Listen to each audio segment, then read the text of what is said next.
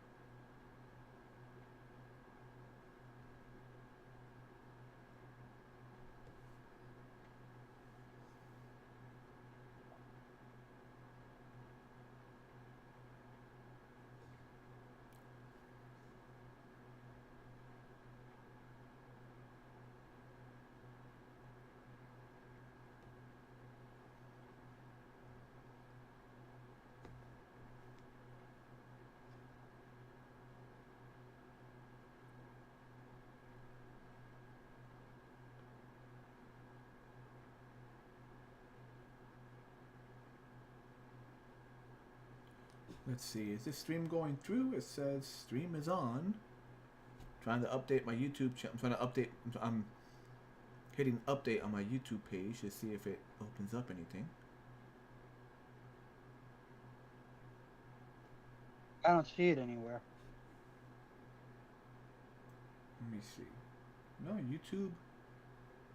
Alright, so according to YouTube, we are, according to my program. Oh, okay. So we are on Twitch.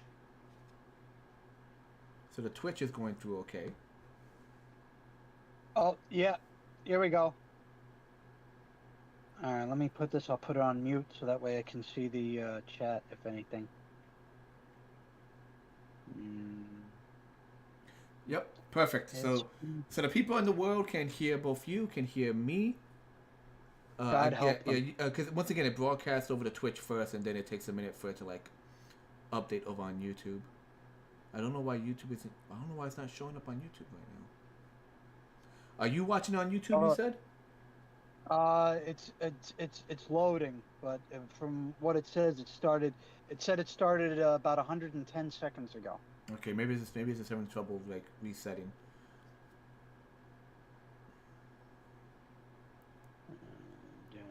Baby.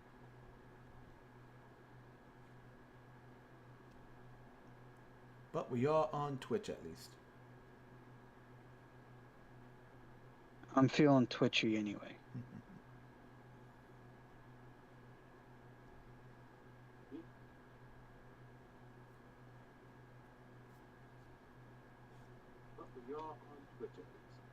Sorry, you're hearing the reverb.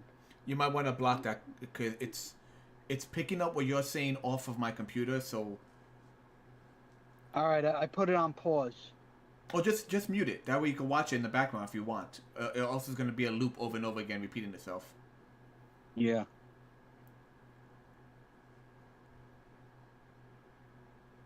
Is it picking up the drawing okay? Yeah. All right, let me see and mute straight. Yeah. Come on, baby. There we go. All right. I guess we're good to go. Yeah. All right. So, as I struggle to try and see the chat on my end, because my chat is not showing up. Hey guys, welcome everyone out there. I am Dante of the Burgos Art, and I'm here with my good friend Joe Tesserman of Creatoreus Rex. Hey guys. Yep. And today we're just going to be drawing some concepts. Joe has a few concepts from a video game idea that's been bumping around in his head lately, and I might draw either stuff from my old video game concept of Clockwork Queen, or more likely, maybe I'll draw some stuff from Joe's concept. So once I figure things out on my end, I'll jump onto my computer and start drawing. But for now, enjoy what Joe's doing. Joe, since you just started, why don't you tell us a bit of what you're working on right now? Well, it's my it's a hair-based video game. Let's put it that way. It's and all the villains have some kind of hair or fashion type of theme to them. So this one, in this case, is Uh, her name is a mouthful. Um, Irona Flaterna, but her she's known as the Flatiron Maiden. I still like that name. It's still just a fun name. Yeah, I mean, I don't know if that name exists, but you know, I mean, I don't know if I'd be ruffling anybody or a fashion beautician, diva's feathers, you know, who goes by the moniker of the Flatiron Maiden. You know, I don't know. All right, let's see here. This is her actually premiere right now. So this is actually my first time actually sitting down and drawing her. All right, let me see what we got here. And I do not have an eraser. All right, now let's rough everything out first, shall we?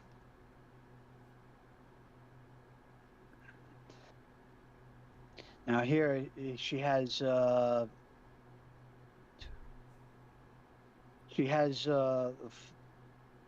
flat iron as sort of like a um like a headdress for I don't know, her head looks off. But yeah, she's essentially one of the many bosses in this video game. This the I wouldn't call her a subordinate. I'd call her I mean, just one of the bosses. I would just call her one of the bosses. But she basically takes over one of the regions that uh, the over-encompassing main antagonist villain has taken over after he stole our protagonist's power source. A typical, like, you know, they stolen the princess, or if they stolen the power star kind of scenario where the main guy has to go out and, like, you Well, know. in this case, it's called the Follicrus, which is actually I I don't want to say this without sounding like it's sounding absurd or ridiculous, but there was this I call her like a half god, half human, well, demigod named Dandra. Unlike her mother, who has perfect hair and beauty, has damaged, hair due to her human father's, scraggy, untamed, mane. So,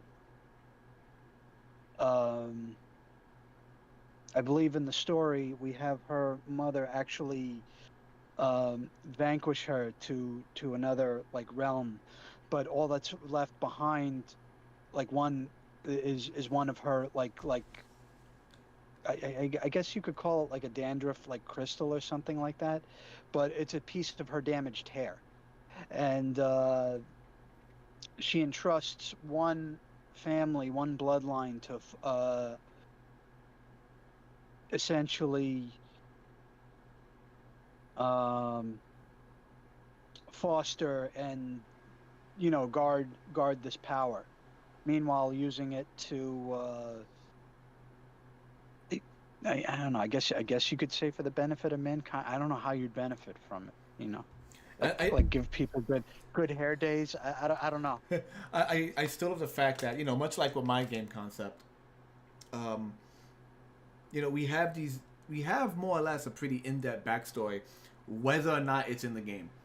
Like it's one of those things where it's just like, it's probably not even going to show up in the game, but when you have a backstory, it helps you it helps you develop the character, and I think it helps it helps people really enjoy the game too, because fans get to read up on it. Fans get to either write their own ideas or write or draw pictures based on your idea. So I mean, some of the best stuff I've seen out there is like fan art that has its own headcanon for certain like series. Well, I mean, if you read the original Mario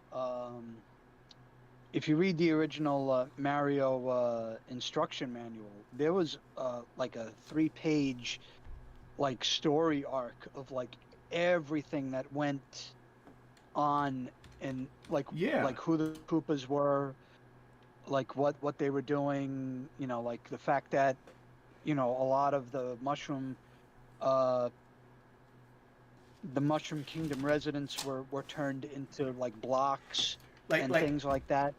So there's there I love seeing the stuff from Nintendo Power, especially because nowadays it's not really considered canon. But there's like designs for like there's different designs for Princess Peach, different designs for like her family members. Um, Princess Peach originally looked a lot more like a toad. She had like oh, now that I got everything going, here we go. Uh, she had like a big. I'm actually drawing a picture for people to see. So she had this big uh like a chef spot. Basically, she had like a toad hat, but slightly hmm, more feminine. And she just had like okay. this cute rounded face, but she had the big like toad hat which like covered her ears, and it looked adorable. But like you can imagine like if she took it off, it would just plume out into the big blonde hair you imagine her having now. But originally, she was designed much more like the actual toads, like kind of reserved, you know. Hmm. Yeah, Sounds it's one of the many random like concept drawings you could find like in the old Nintendo magazines and like even like I mean I'm talking about magazines that probably didn't even come to America, like the Japanese ones. Yeah, all the good stuff that never made it here. Mm-hmm. Okay, so I'm up and running. Uh, let's do some drawing.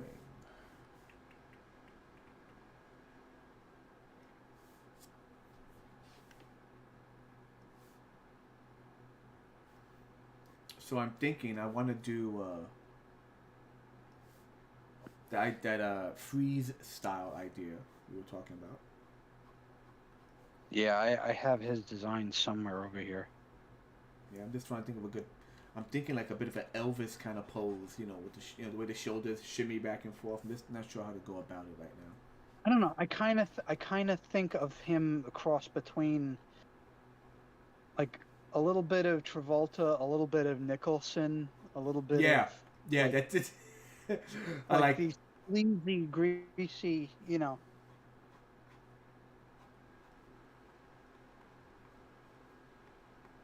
I'm probably going to exaggerate like the body shape he has. So so as Joe's been talking about, uh, it's all hair themed, which gives you a lot to work with. The Flat Iron Oh yeah, Maiden could be like we Joe and I discussed this before.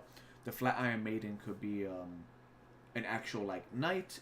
My first mental image was like the Shield Maiden from Shovel Knight, but then when Joe went more into it, it was more like, and you can see it now in an Joe's act drawing, the big, an actual Iron Maiden. or even like the way you're drawing it now, Joe, like the big dresses of like more aristocrat rather than warrior. You know what I mean? So like, Yeah, but I have one thing where the dress can actually like recede and not go into like a mini skirt, but almost like a um I don't know if you remember from the movie Robots where kind of you remember the main villain's mother oh yeah, where it had like it was almost like springs for the dress, I get you. but then there was like a whole thing where like she kneeled down and it like just receded and it went to Like coils, yeah. almost like a flat, yeah. So I'm thinking of something along the line of that.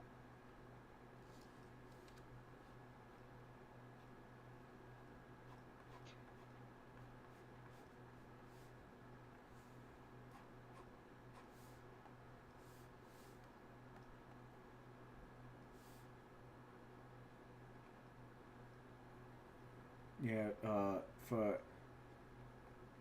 the way it usually goes between Joe and myself is that we'll share ideas for each other, and then like we'll start making our own headcanon, and then we'll start like, what if it's like this? What if it's like that? Like we'll start like um, Yeah.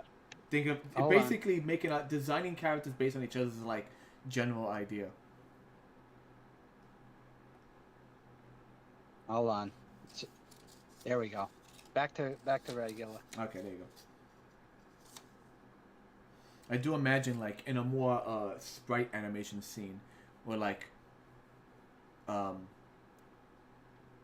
where she's not fighting the main character, she kind of recedes into the background, and then Yeah. she does the evil laugh, and the dress opens up like an old school Iron Maiden, and like minions just start flying out from like the darkness that is like there is like you don't see beneath the dress, it just opens up into a void, and like minions start flying out. Then it slams closed again like an actual Iron Maiden. Yeah. I'm trying to think of a. What do you think so far? I'm liking it, man. With the giant freaking like shoulder pauldrons, the giant Well, I mean that was essentially what I was going for yeah, with the flat iron headdress. I mean, it's kind of like a cross between like Maleficent, Queen Elizabeth, like of like the Victorian era with a little bit of Rita's headdress from Mighty Morphin Power Rangers.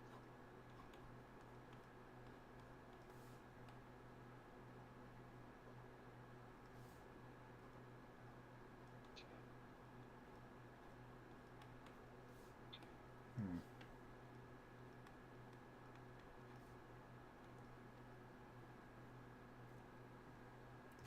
Let me use my phone. I'm gonna look up some poses because I'm just not feeling this pose right now.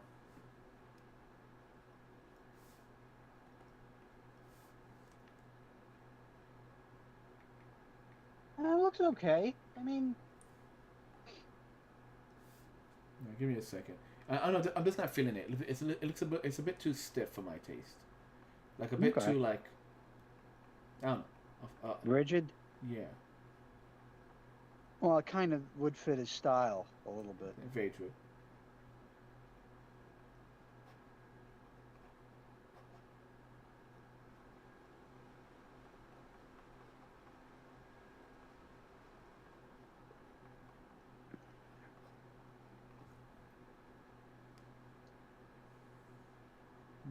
I think for a midsection, it's kind of partially, those hair bun clips.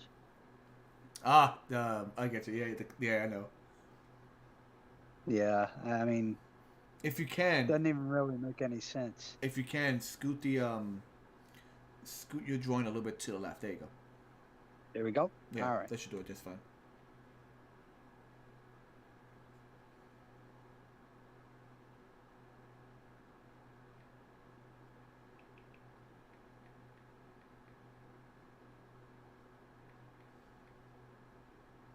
We type in greaser costume. See what comes up. I'm just doing a Google search on my phone. See, just get some inspiration. Okay. Yep, of course, one of the first ones is Johnny Depp, baby. And then there's then there's John Travolta. There we go.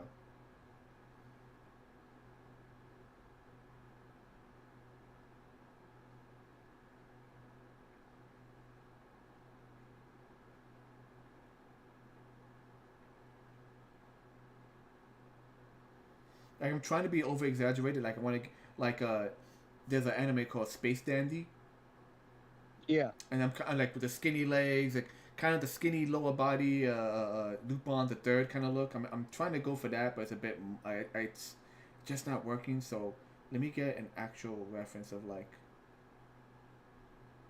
just someone in a leather jacket. Where are you, Johnny Depp? I just saw you. Amber Heard took them. Oh, I heard he lucked out in the end. So I mean, it's I'm still glad. an arduous journey, but you know. Well, I'm glad.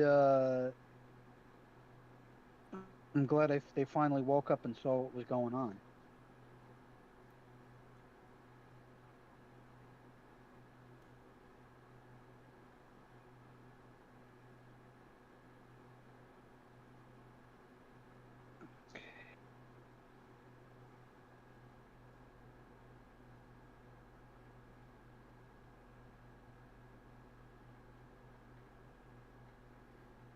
We type in the Fonz.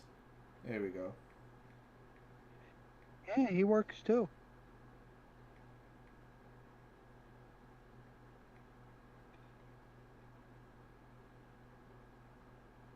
Just want to get I want to get a still image of him being like, "Hey."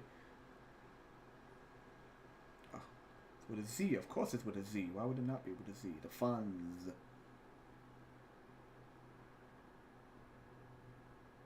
Fonzarelli.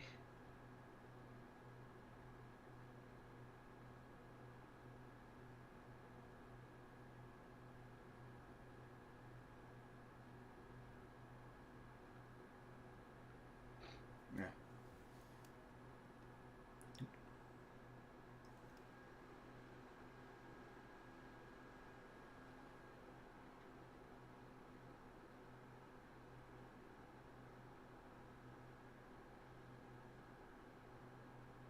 Hmm.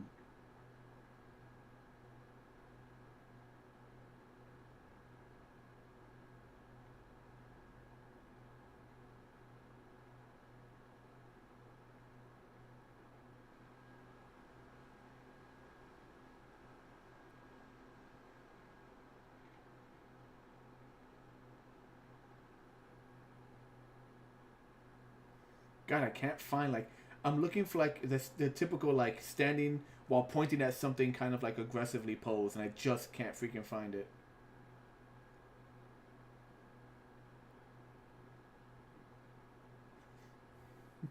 I did find a really nice illustration of like a greaser in a kitchen holding a knife while some kid holds a knife. It's some scene from like an old comic book. I don't know what it is.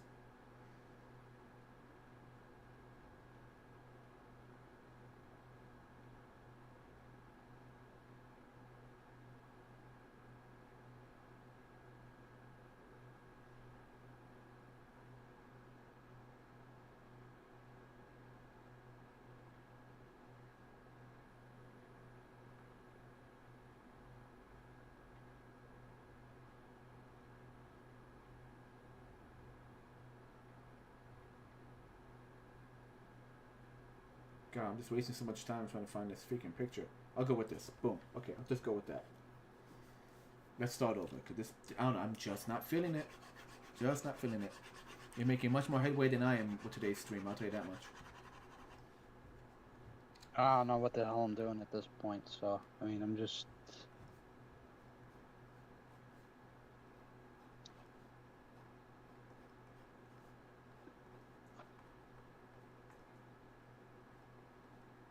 Try not to do the Gozer flat top. I was thinking maybe almost like a frozen, like in place flame kind of look to the hair. Okay. I like that. Yeah, yeah. Just some. It's not so much hair, but more like a shape of a flame. Yeah, because the flat irons do tend to put out a lot of heat. Yep. So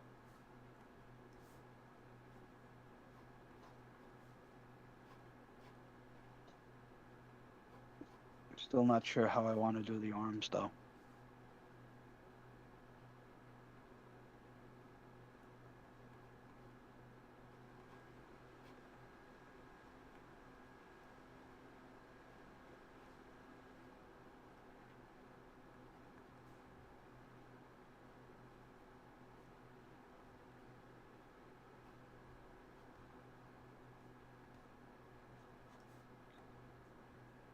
Actually, that might work. Just folds into. There we go. This is better.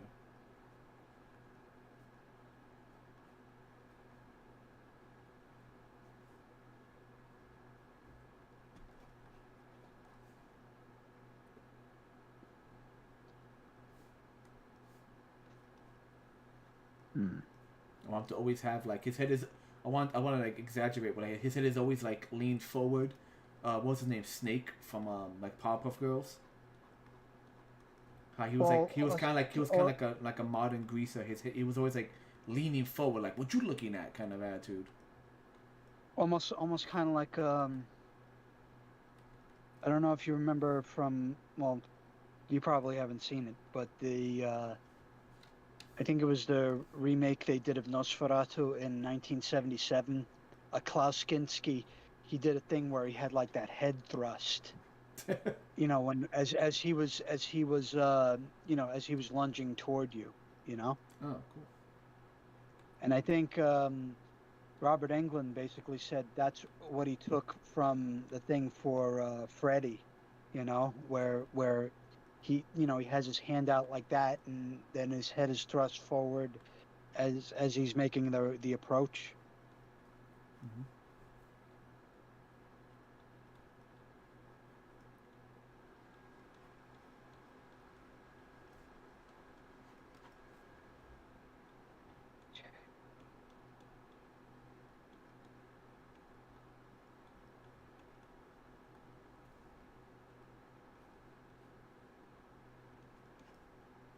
Okay.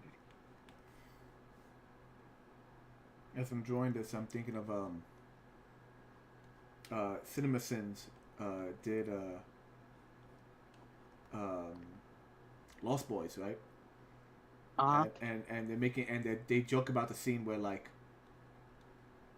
because it's a slight metaphor for also like loss of innocence, gang culture. It's a mixture of things, and there's the part where like the older brother, the main character more or less, um, Yeah. uh, after meeting the gang, and after kind of getting a crush on the girl whose quote unquote boyfriend is part of the gang, he goes and buys like a leather vest just on the boardwalk, and like in Cinema Sins they're like, what a they're like, what a freaking poser. He buys a leather jacket like the next day after he meets his gang to kind of like get close to the girl and to hook up with the chick. And like, what a freaking poser. And I never Don't realized look like that. Tobey Maguire did in Spider-Man 3. Yeah, but he wasn't trying You to know? blend in with other people. He just did it for himself. This guy did it specifically because he was like, oh, these cool kids have leather jackets. Let me buy one. And it's like, yeah, they're right. The guy is a freaking poser. Yeah.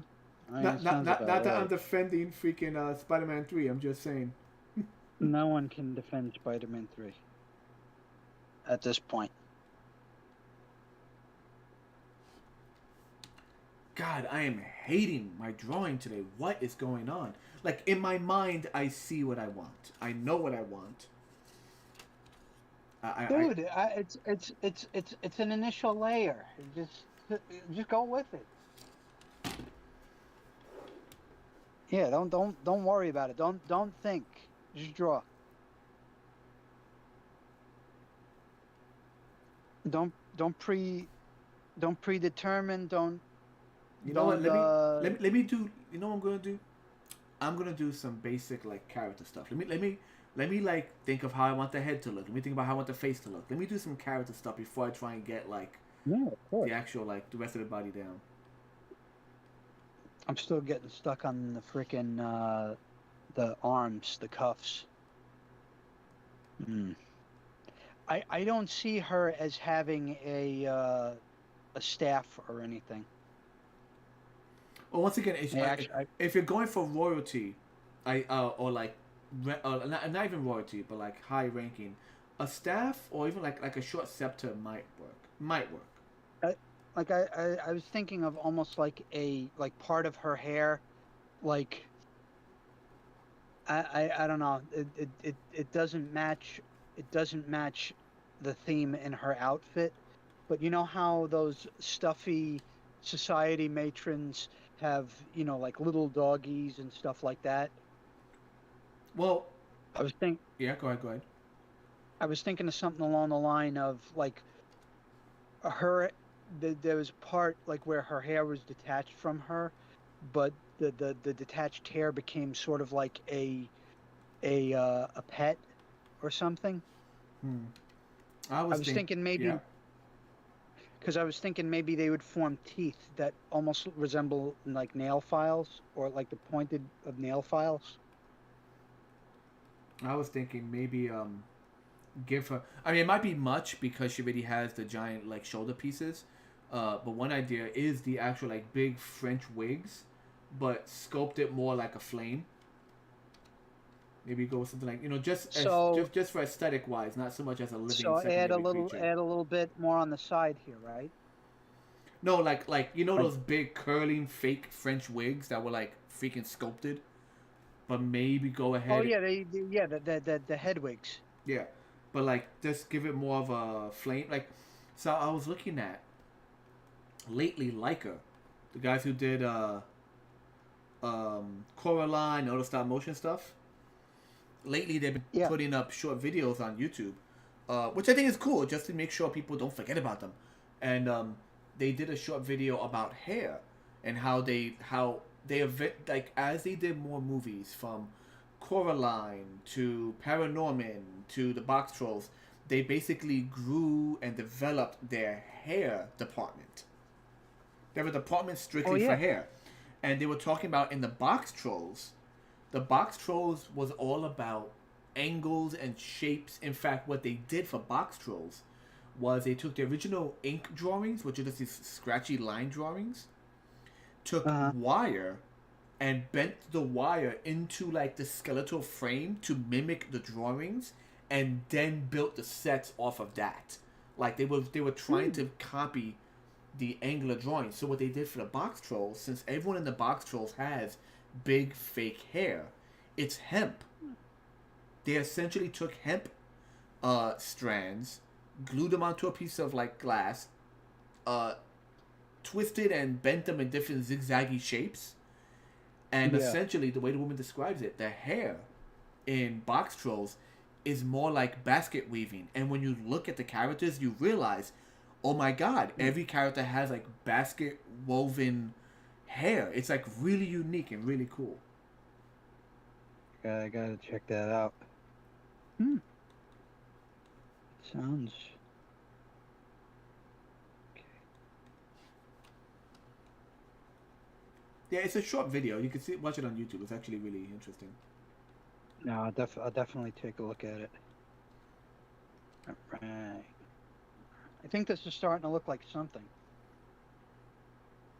No, I like the way it's coming out, dude. And the face looks very good. I like that face. I'm Yeah, I was watching the classic from 1944, The Uninvited, where I think I'm drawing Lady Merriweather, the ghost. I think that's I think that's who I'm drawing in the painting. Bizarre. Hmm.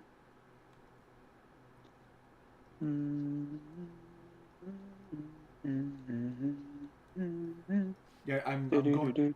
I'm going for something a little different with this. I'm giving him like, because people think greasers, they think young and they think like hip. I'm giving him kind of a sleazy, fat eyebrow, or rather fat eyebrow ridge, kind of just like, once again, kind of inspired by the Frankenbass characters. I don't know. He kind of reminds me of like really like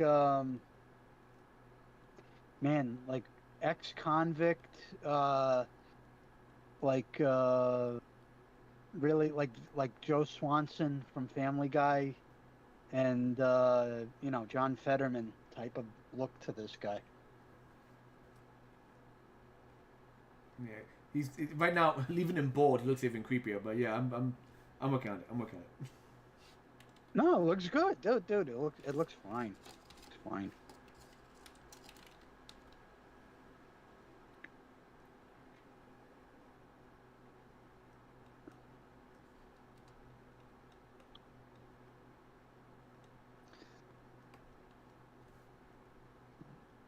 Steam.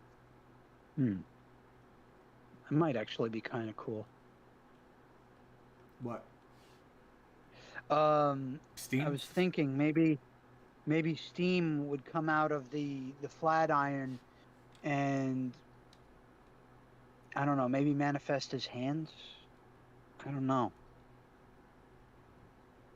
Nah, Well, you that's could too do much. steam for the hair, just like Well, as a yeah, wispy shape. I mean, the fact that she's in between is going to make her hair stand up. Because those little ridges on the side over here is basically what's you know, you put the steam on the thing and then it it basically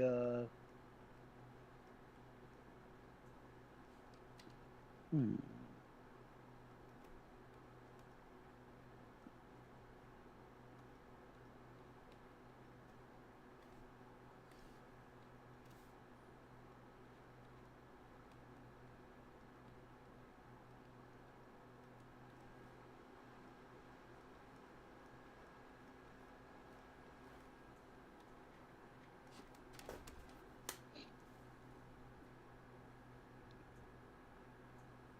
Yeah, okay, this is okay. Now I'm getting somewhere with this face and everything. Okay, now I'm getting somewhere.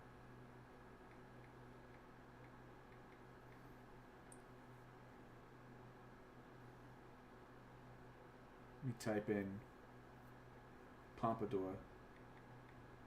See what comes up.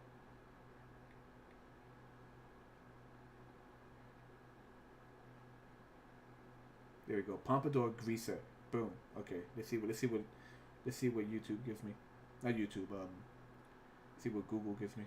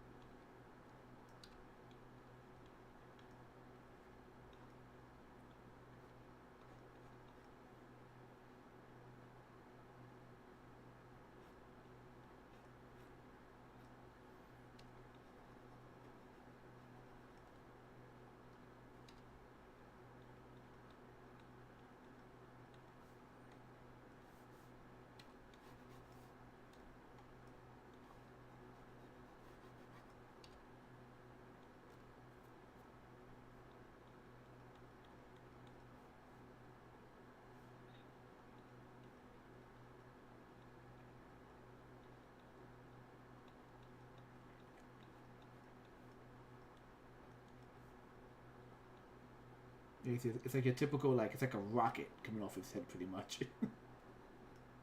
Yeah.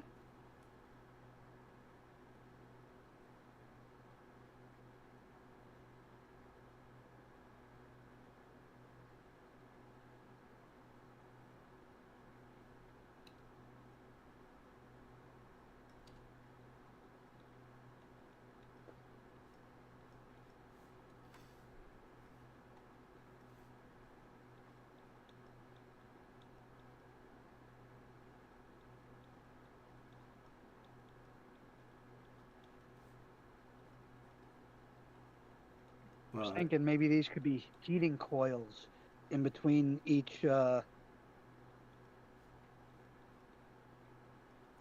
strap.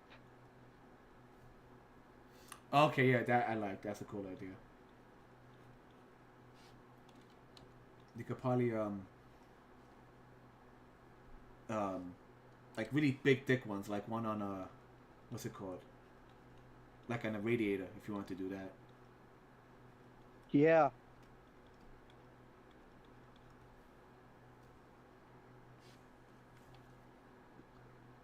Now the trick here. And maybe it gives off enough heat for her to float because Yeah. heat Oh, makes things rise. she just kind of hovers across the ground.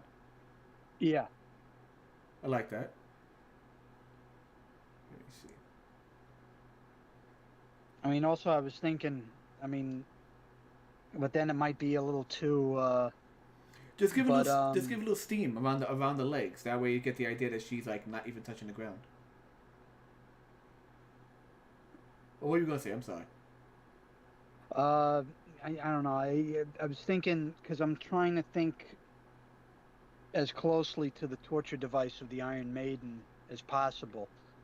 Like maybe there's a way, like, do you remember that Doomsday episode from Star Trek? That Doomsday machine that ate planets? Nah, I can't say I do. Well, it was kind of like almost like a really messed up looking like cone or something like that.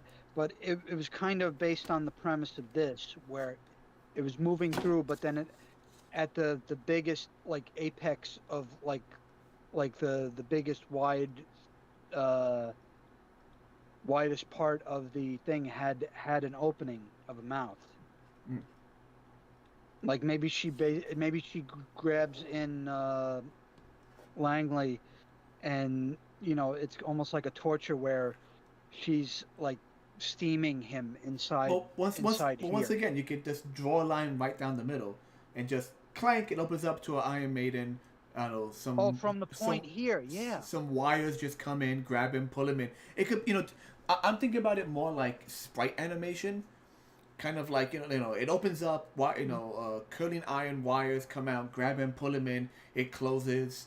It does a little shimmy, then spits him back out. Like I'm thinking like looping stuff like that. Like that works. Yeah, I was thinking. Okay, now you just gave me an idea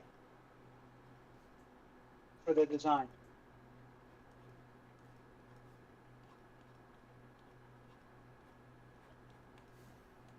There we go.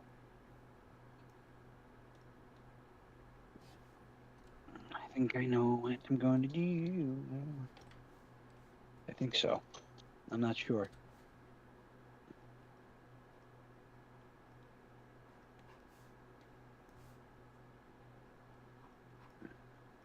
Hmm.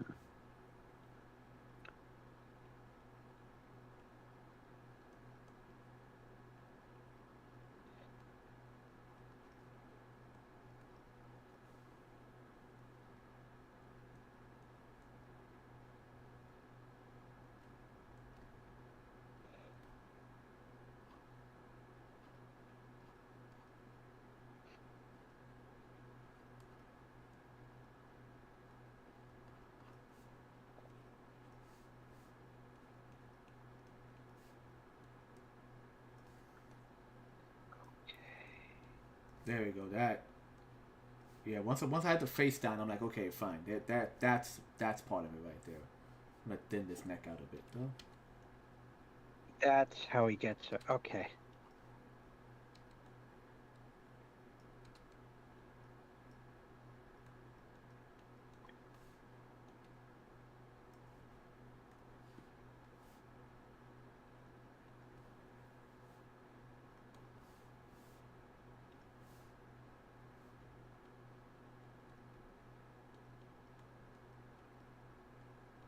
There we go.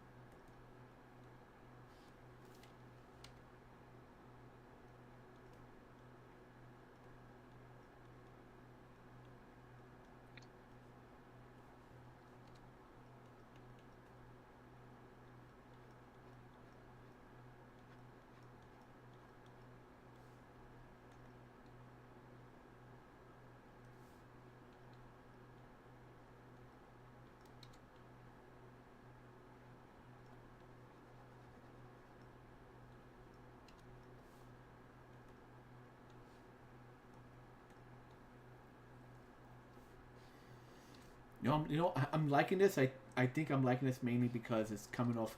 It kind of reminds me of like a Ghostbuster villain, like from the cartoon. Yeah.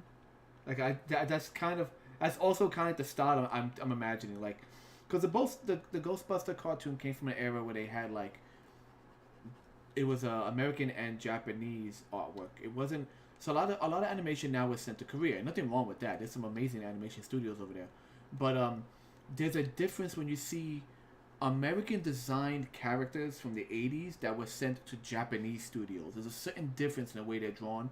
And it's also, people refer to that type of animation, that time period, as the action figure time period. Like G.I. Joe, the Ghostbusters, where Yeah. like characters were designed, they were still caricatures, but they weren't as simplified as stuff you see like with the Owl House or Gravity Falls. There was something a bit more,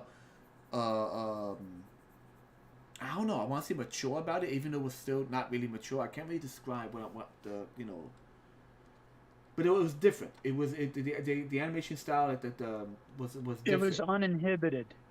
Nah, I won't say that. No, it's not that. No, no, I can say that because like basically years ago, uh, they're just create something that sells. Now it's like, oh, but due to our, I'm like, Well, it's not. okay, It's not just the selling. It's like, okay, let me put it this way. So in the '90s, there was especially Nickelodeon, there was what some people refer. I saw on the internet. People refer to it as the ugly art style, which and it wasn't that it was bad art, but it was Rugrats as told by Ginger, Rocket Power, Wild Thornberries, Aerial Monsters. That squiggly line, kind of ugly looking character animation. Later on, it was I like to call that stylized animation. yeah. I mean, you can't really call it like the ugly style No, no, no. because I It mean, wasn't bad. I mean, it was like Ed, and Eddie. All the characters had that wiggly line to it. You don't yeah, really see cartoons with that particular art style. So during the '90s, you had during the '90s and into the early 2000s, probably you had this this wave of animation that all looked like that, and it wasn't bad. It's just it looked you knew it, like you're like oh. You know what? It's kind of like how I recognize the guy who did the work for like the Men in Black cartoon, who also did Real Ghostbusters, who also did the Godzilla cartoon on Fox. Like, mm, and years later, he did the GI Joe cartoon, which no one talks about. He did a really cool GI Joe cartoon, and I recognize that art style. It was a very specific art style. Um, I remember the show. The show was freaking awesome. It was like what led to GI Joe Retaliation. yeah, it was called GI Joe Renegade. I think it was called. The show was Yeah, yeah. So like that I like that's a specific art style.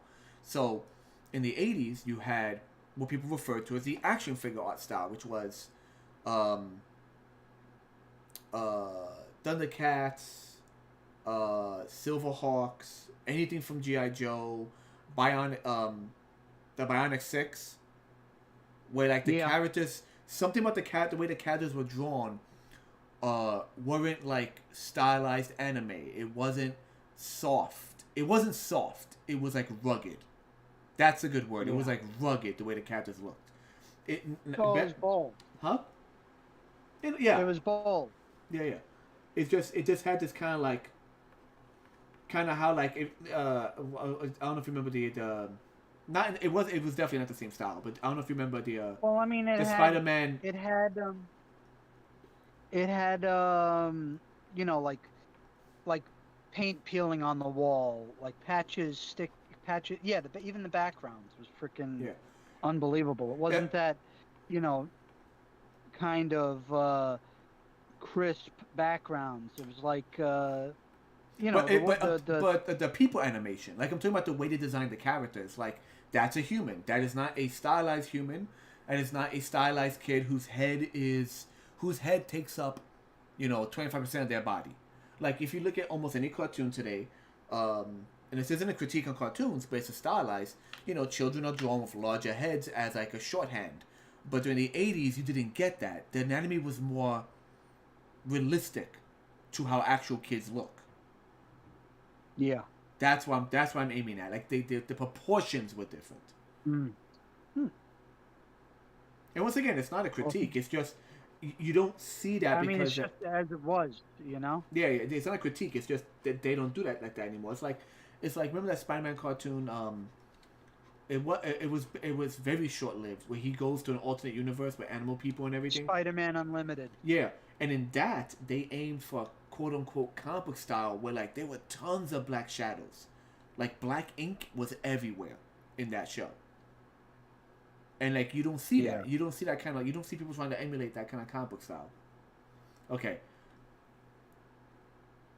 All right. So leather jackets need work, but I'm happy with the face here. So I'm gonna start inking the face, and But that's kind of the face I'm thinking. I might work the hair a little differently. I'm not sure if I want to make it Yeah. like spiked or what, like crystal spiked, or I'm not sure yet. But yeah, that's kind of what I was looking for here. All right, leather jacket. We'll get to that later. Right now, speaking of which, right now, I'm just gonna ink up that face because that's what I'm happy with right now. Once I have a clean face, I'll be happy to go forward.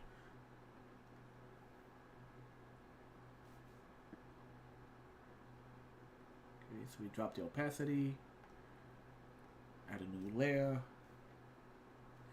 This is coming out real nice, and I like the well, you always go for ornate, but I love the ornate pieces of metal you're doing around the waistline. I like this. This is. Are you gonna give her like, big bell kind of sleeves? Which I know isn't really the style of like Renaissance, but are you gonna give her like bell kind of sleeves, or are you gonna keep them tight around her arms? I think it's just gonna like drape a little bit, like just a little bit Just around a the little cuff, bit. Yeah, a little bit. almost, Okay. almost like I don't know, almost like a monk's type of Okay. So thing to it. when I was talking about her hair, I don't know if you can see Hmm. my stream. I'm just gonna do a little quick semi face right here, real quick. Okay, so here's a semi face. Okay, right? Yeah. Can you see my channel? Yep. So I don't know if you want to go like not translucent, still solid, but I'm not sure if you want to go with like this kind of like steamy wisp hair or something like that, but rather more flame like, but still solid. I see what you're Mm. going with. The hair is still blowing upward. I wasn't sure if you want to do like a solid piece or just like more like her hair's blowing upward. Or maybe if it's kind of like what was it? Joan Cusack's character from Adam's Family Values. Actually, she gets electrocuted. It's been a. I love that movie, but it's been a while since I've seen it, so I can't think of. Where it's puffed up but it's steaming, something kind of like that. Okay.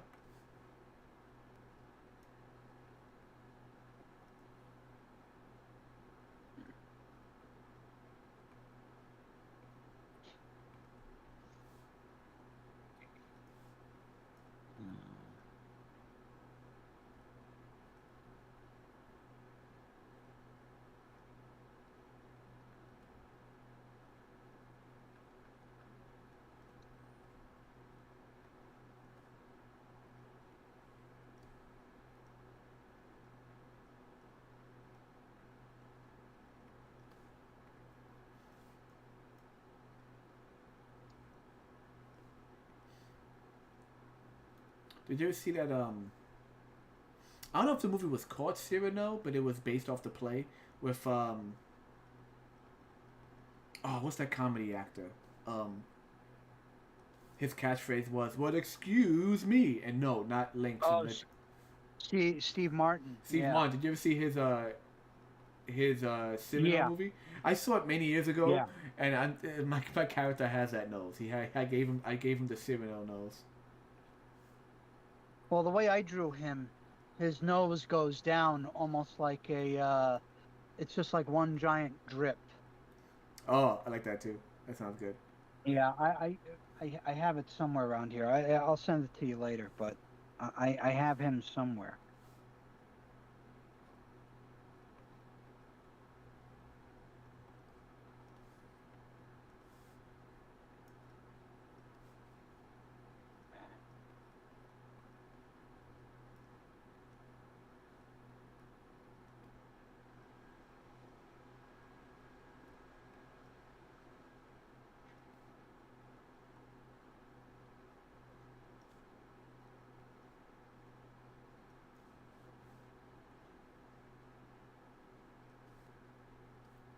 Okay, here we go.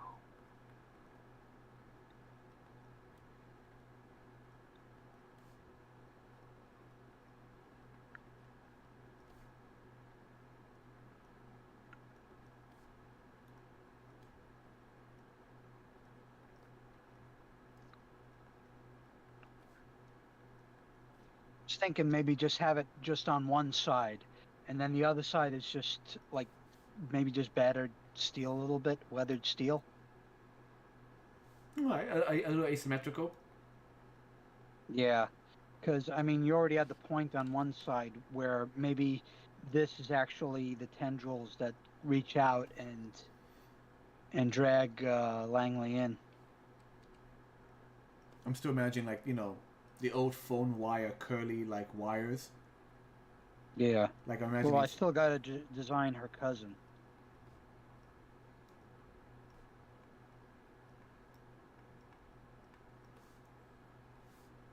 Hmm.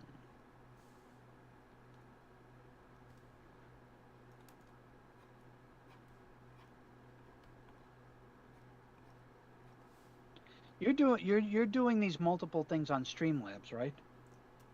yeah. So I'm I got broadcasting. I Yeah. I got to figure out how to do that.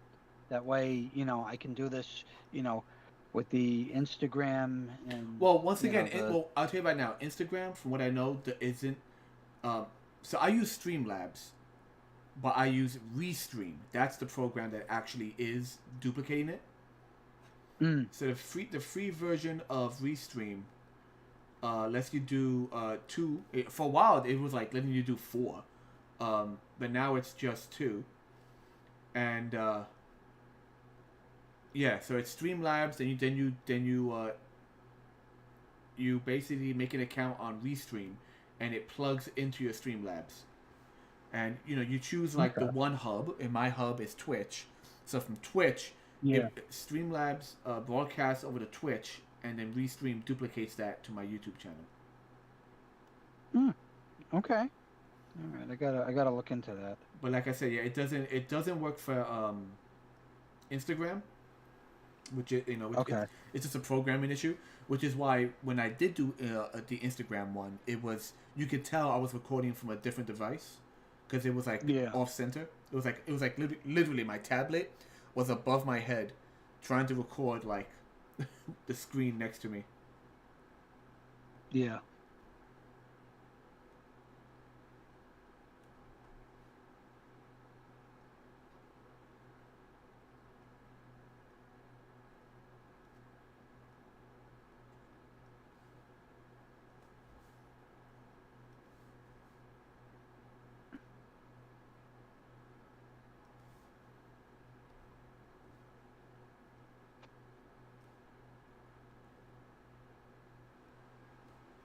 Okay.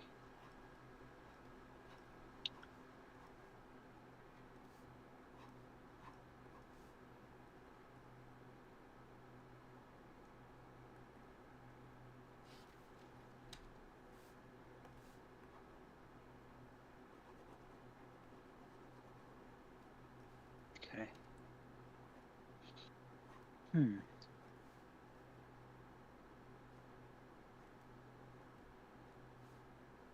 Back like that.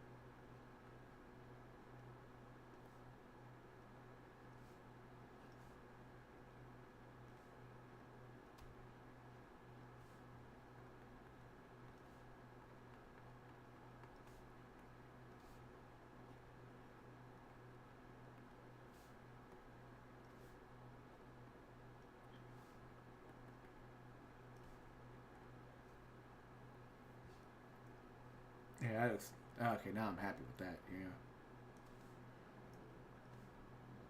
Yeah, this doesn't look too bad. Hmm. I don't know. Should I post this as a work in progress or? Well, if you keep working on it, it won't be a work in progress. I know, I know. I like it, man. It looks good.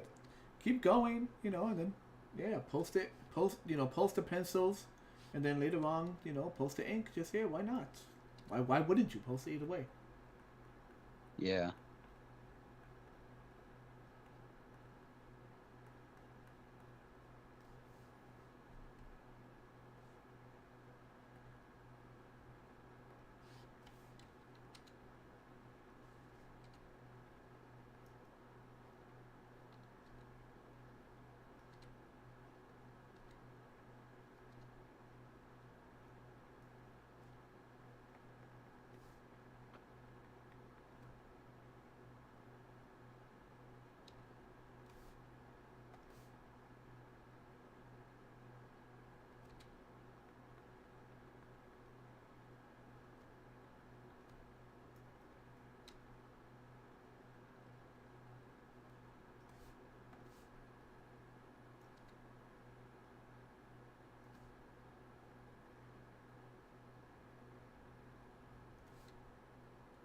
Our boy here has no eyebrows. It's kind of like Mr. Freeze from Okay. All right. I mean, he's kind of like Mr. Freeze from what was it, Batman and Robin? well, it's that like I think John Panette once said that people without eyebrows. It's like people automatically think something's wrong Yeah. or something's wrong with that guy, and maybe that's why we should take the next elevator, honey. It's just like. He has like, I don't know. He has right now looking at him. He has a little bit of boogeyman vibes from Ghostbusters. Which I'm totally happy with. Yeah. I'm sorry. Now that I'm thinking of Batman Beyond, not Batman Beyond. Sorry. Now that I'm thinking of Batman and Robin, and looking at this dude, I just can't help but hear Arnold Schwarzenegger scream out in the background, "What killed the dinosaurs? The Ice Age!" Joel Schumacher, man. I mean, the guy had fun style, but it just, and it's not all his fault. And mind you, like, if you look at the history of what happened with those movies, it's all because of freaking McDonald's. No, sorry, we're not gonna give you a multi-million-dollar deal to sell toys in our store, unless you make it more lighthearted. Because McDonald's was not happy with the second movie, because it was too like violent and dark. Okay, fine, whatever. So Schumacher was like, he was hired to make it more lighthearted, and you know what? The Batman Forever, even though even though it was a departure from the movie before it, it's still a fun movie with Jim Carrey and everything. That was the last good Batman movie from the original thing. I mean, Batman and Robin. It was like the Adam West show all over again. Well, but that's because he was leaned into doing it like that. He wasn't forced into it. The guy had fun. You could tell he had fun doing it. He had fun with the sets. Like it's in terms of like being like the way the sets look, the way the costumes look. It's a big production show that he did a good job with, but it just wasn't Batman. It wasn't the Batman people were enjoying by that time. Yeah. You're right. It wasn't perfect, I'll tell you that much. But you know what? I could watch it and giggle. Yeah, I know Bane was done dirty. Uma Thurman's Poison Ivy should have given her more direction in the script, to be honest. But it is what it is. I mean, it was, like you said, it was the Adam West Batman. Because don't forget, think of it this way. Yeah, here's a script from 1966. Yeah, go do it. But think of it this way: if like the Tim Burton produced / directed films never came out, the general public would never know about that kind of style of Batman. The general public only knew about the Adam West Batman. Like, yeah, I mean, and there sure as hell wouldn't be any Batman animated series. Oh, are you kidding me? Not to say that the guys who did the animated series didn't do an amazing job on their own, but they got the launching pad from those movies. You Yeah, know? I mean, it was like 1992. I remember, I think Eric Radomski and Bruce Timm basically they said they had a whole bunch of Tiny Toon work they had to do, and they just shoved it aside and started doing all kinds of stuff Batman related Mm-hmm. before the thing was even greenlit. I mean, that's how freaking much they believed in that series. Hmm. I'm watching. I like watching people's reactions to like old media and stuff on YouTube. Especially when they're blind reactions, when they're like, "I've never seen Batman before. I want to see what this movie's about." Blah blah blah.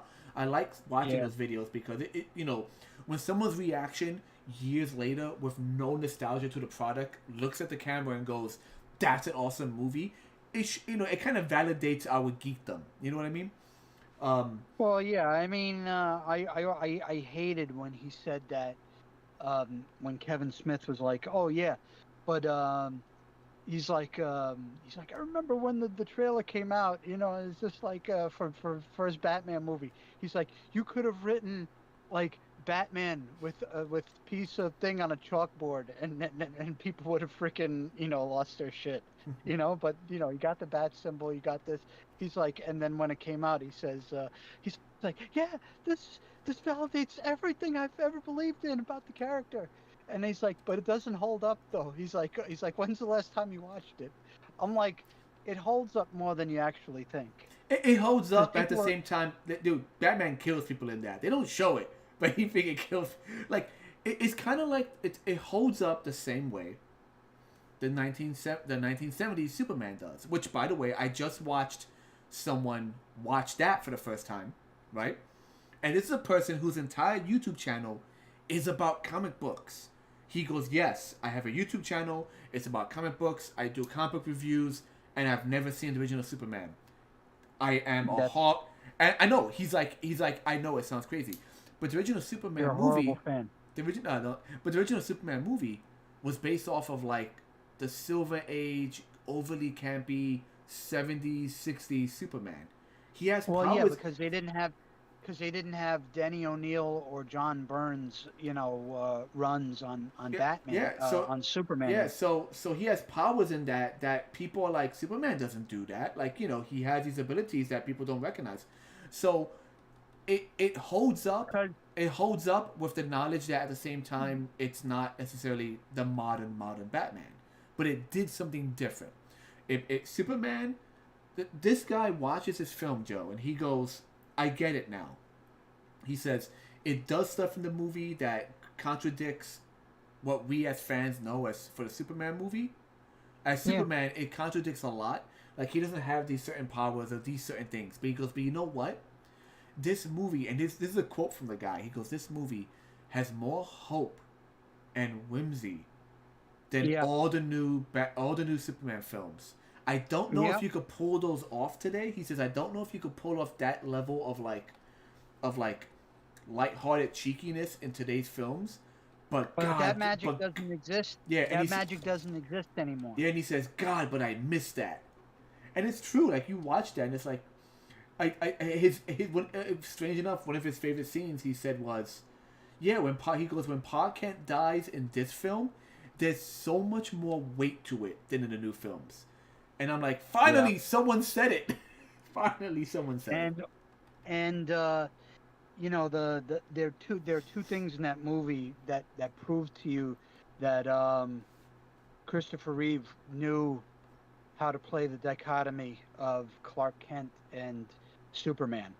Like, there's one thing where, you remember when he's coming inside, and then he takes off his Oh yeah, glasses, yeah, and yeah, then he's like 4 inches taller all of a sudden. yeah. He And comments then on that I'm too. like, that's really freaking great. And the other thing, I think people cheered. I remember people saying this. I know there was um there was a friend of mine who went to see the movie when it first came out.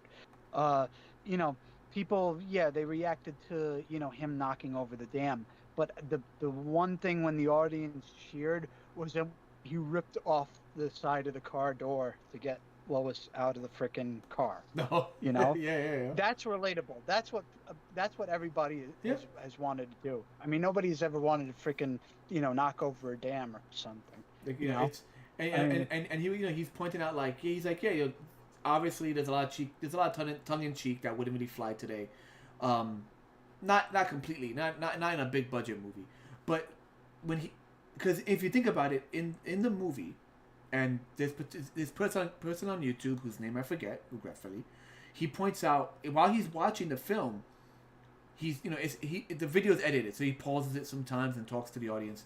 He goes, Pa Kent was in this film for like 5 minutes, but I feel a better connection to his death than I ever did. Yeah. He goes, fuck tornadoes. Having him die from a heart attack, having him die from something that Clark Kent could not prevent. It makes all the difference, because Clark Kent says, I have all these powers, but I don't know what to do with it. And that's why he leaves his mom in the film to go find himself, and he travels to the North Pole. Like, it has so much more weight and humanity, and that's, I think, the big difference. In the original film, you have the line where he says, what's his name? His father. What's the actor's name again? Marlon Brando. Yeah, he says, their capacity for good. I forget how it's said exactly, but he goes, "It's because of their capacity for good that I send them you." He goes, he gets a little preachy. He says, "Show them the way," but he also says, like, it is their capacity for good, and they do mimic that in the new movie as well. But it's just the new movie had so much Jesus and so much Savior imagery, him in the church. Him falling out the spaceship, doing the sign of the cross. When the original film is like, he's just a dude. I mean, it's basically, I mean, in a way, it's kind of biblical a little bit.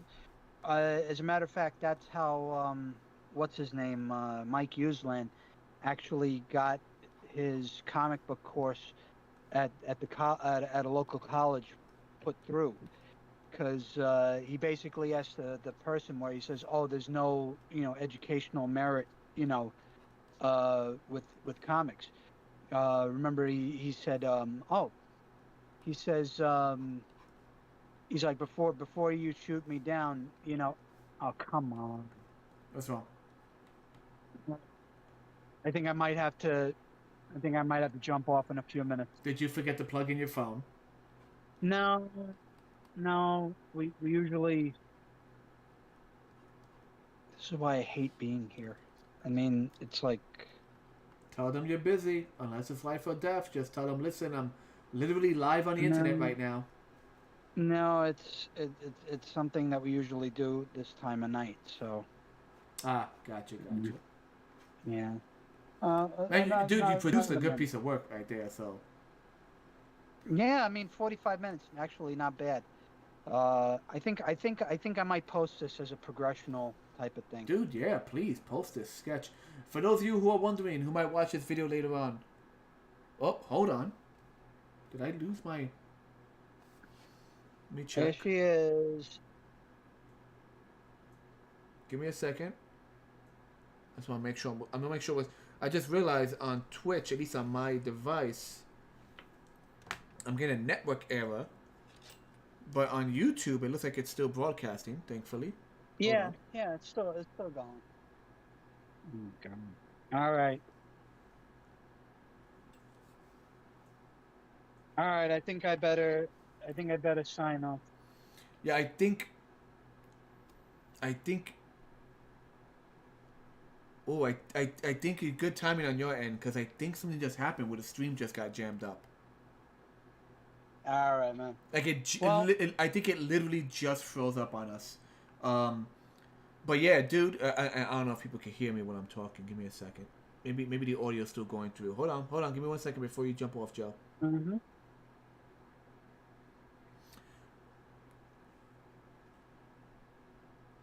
Let's see. Can they hear me? Okay, they can hear me. They can hear me, and there's a still image of your picture and my picture, which is good. All right, so uh, once again, this is Joe Testament on YouTube, Creatoreus Rex over on Instagram. Check out his work. You have tons and tons of like really crazy and fun designs like the one you see here. Joe, please definitely post this up online. I definitely will. I might stay on And for a I'll bit, post and it. I might stay on for a bit and just fill out the coloring on this one character design sketch. Now that I actually got some steam going, you have a good night, dude. Okay. All right, guys. All right, man. Take care. All right, man. See you Bye-bye. later. Later.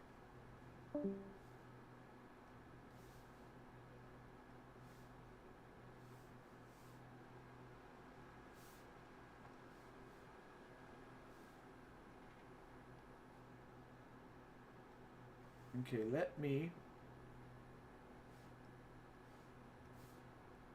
rearrange myself real quick.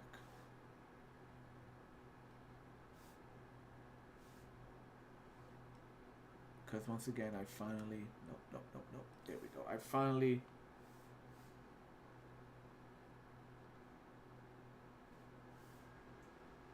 There we go. So we are back. So that was Joe, my good friend Joe, and you see how quickly.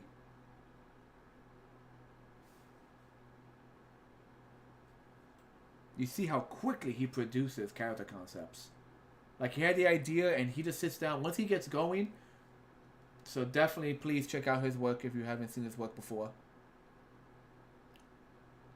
I am just gonna go ahead and stick with our icicle buddy here.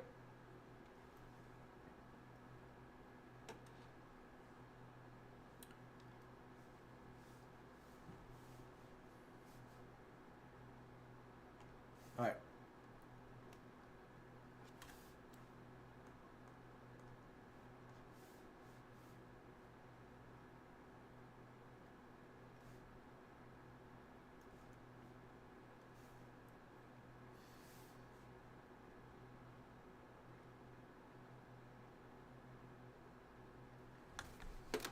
Okay, I forgot to turn off the tint. Oh, actually no, the tint is off. Nice.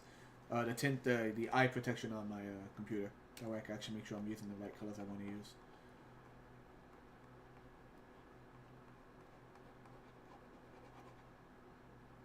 So.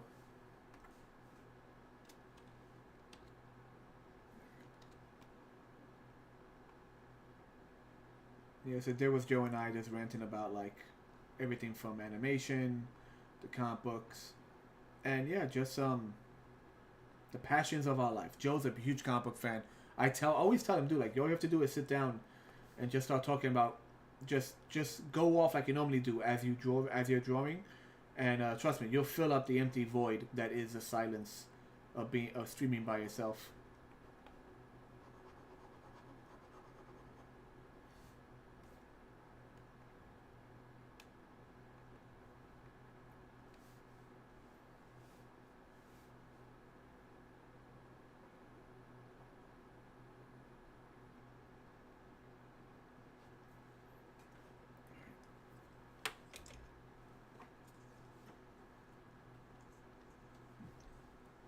Yeah, so this isn't the most original character concept. It's definitely inspired by some Franken Bass. I'm Mr. Ice Christmas. I'm Mr. Snow.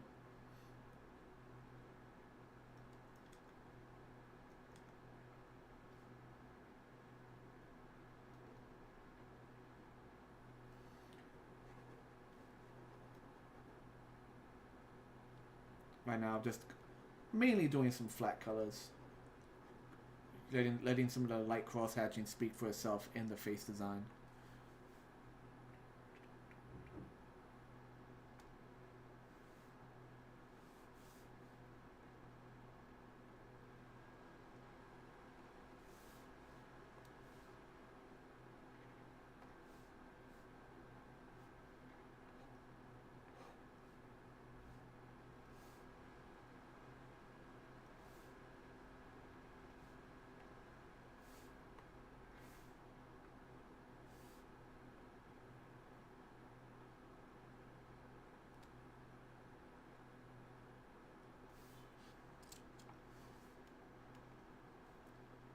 don't know. I was just having I was having a struggle, having a massive struggle with like the body posture. But I figured at the very least, let me get the face down.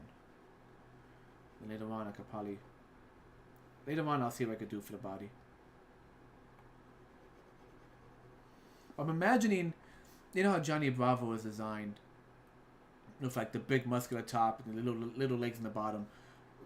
Something of, and like, you know, like I mentioned, Space Dandy also. Lupin the Third, kind of like skinny body, straight up rectangular upper body, or triangular upper body, that is. That's kind of the idea I have for this guy.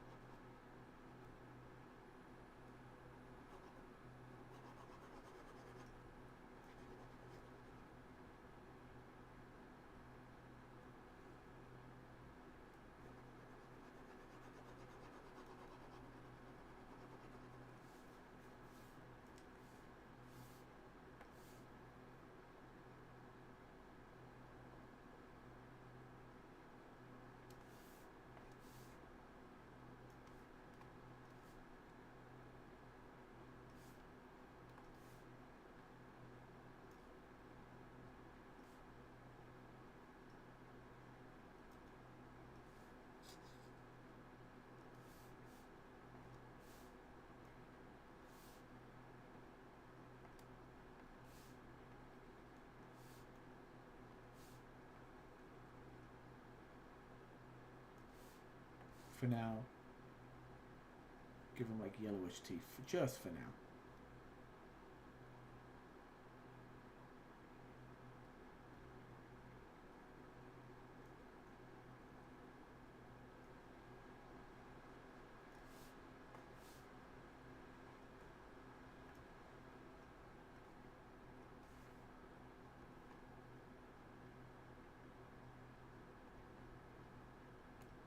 Yeah, it looks like a bit much.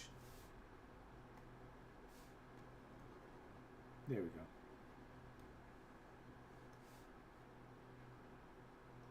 Where's that? That's gray. Trying to get a nice... There we go. Slightly gray. There we... It's not white, pearly white.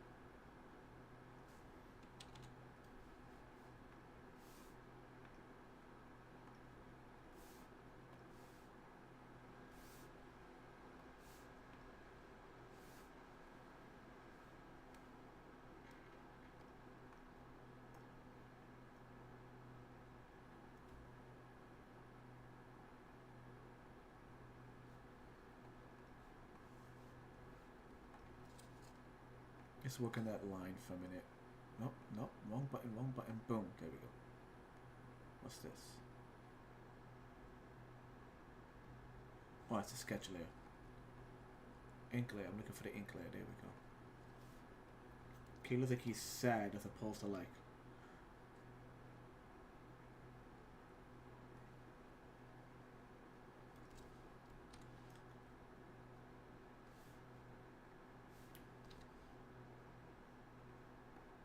There we go.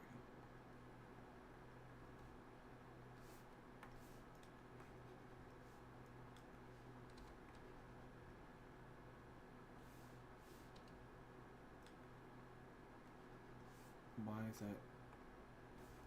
Pick up that color. Pick it up. Pick it up. What is going on?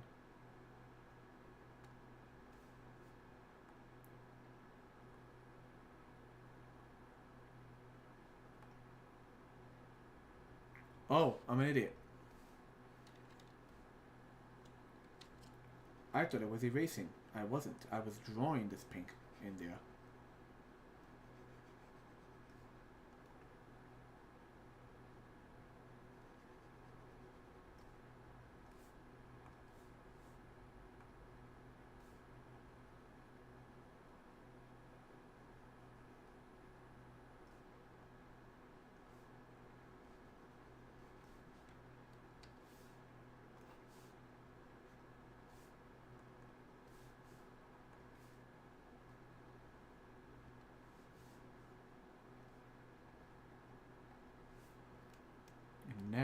the color layer, white, blue, skin tone.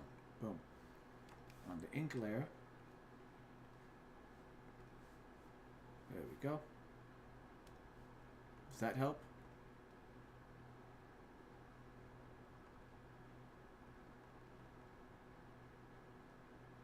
It's a little thick.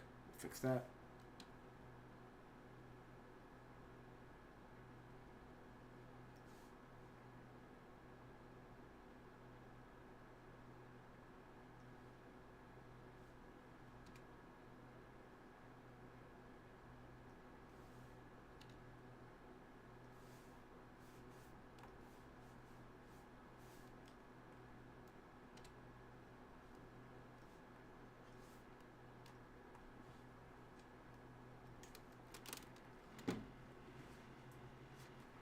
Alright. I'm gonna fiddle with this all day if I'm not careful. What was I gonna do? I was going to...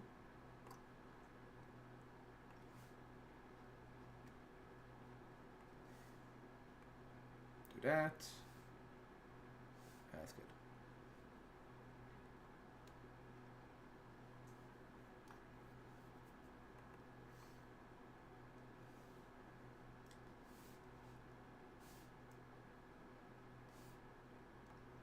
Okay, back to the color layer.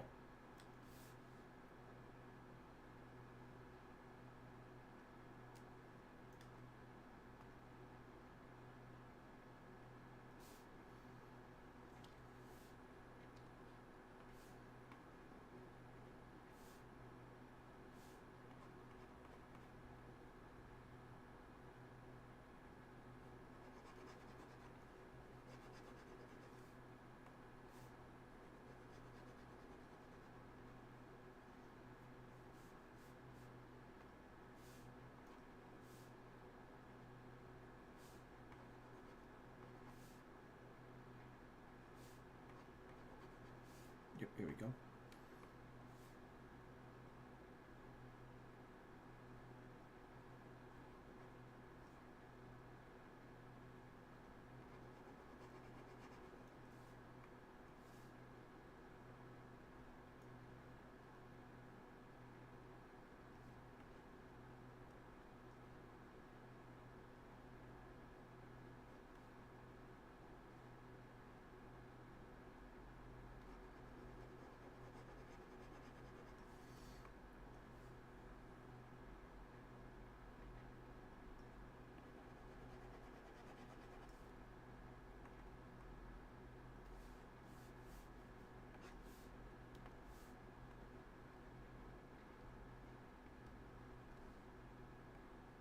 We'll use the color as kind of the imaginary cutoff for the colors on this.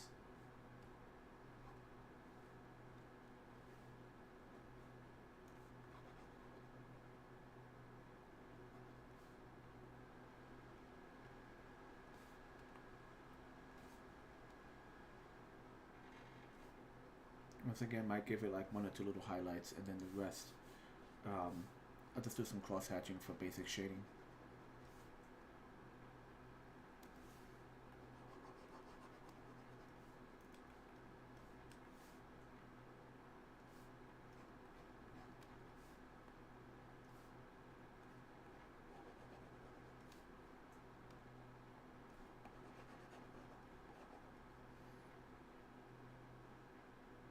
Something's going on. My friend, you guys can't see it, but I keep getting notifications on and off from my friend playing Call of Duty. It's like he's logging in and logging off like constantly for some reason.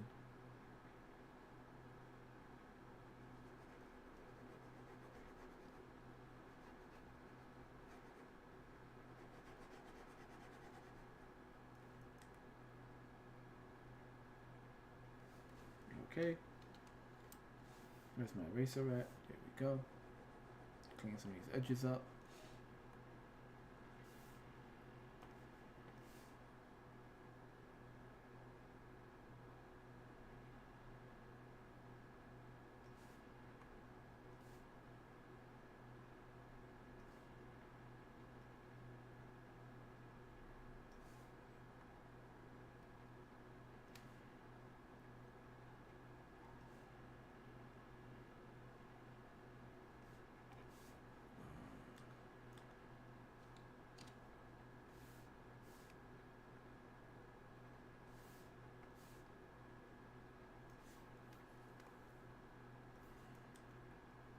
All right. Let's get back to our ink layer.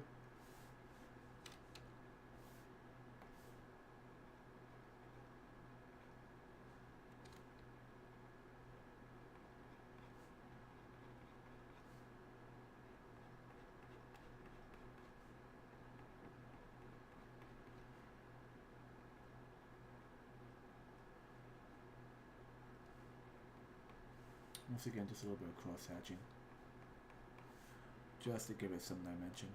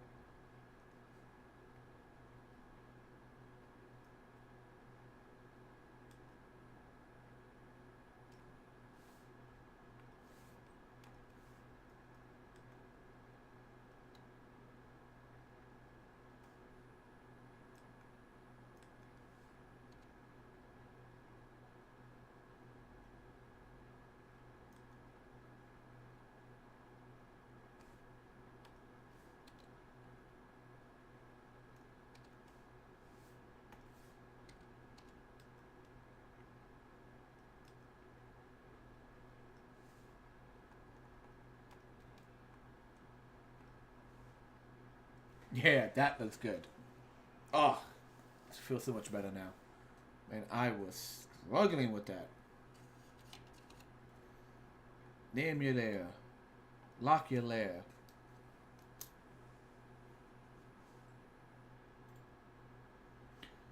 Let me hit save as. I have a folder called Joe Art.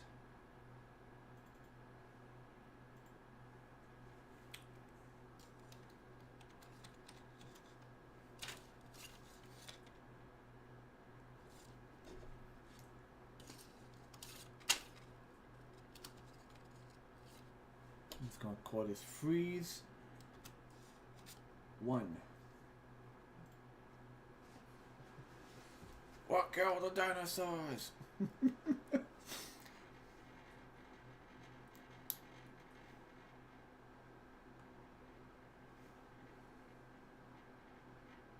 The Ice Age.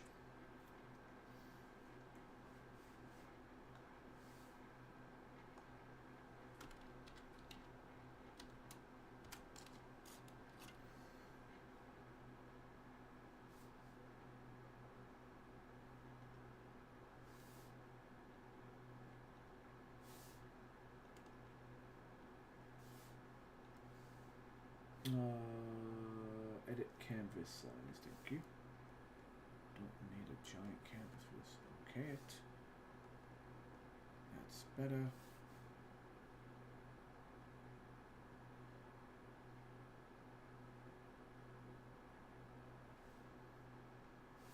Okay, save. I am thirsty. I'm going to get some water, guys. I need to get some water, guys. Stand by.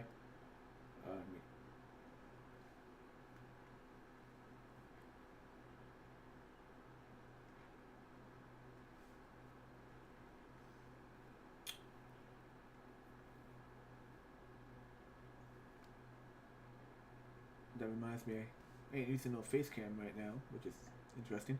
Forgot about that. There you go. BRB.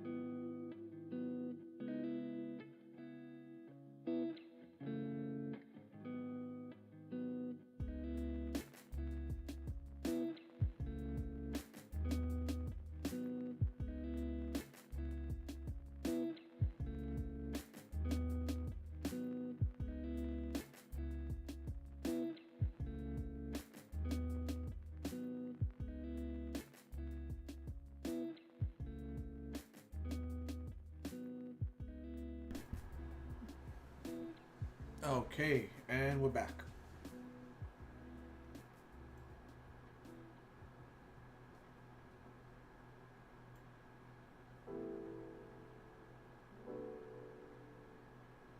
There we go.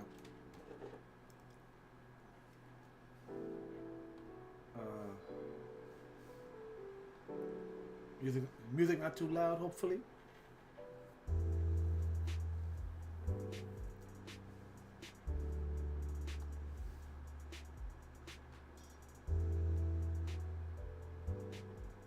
There we go. All right, so there's the Iceman. The Iceman cometh.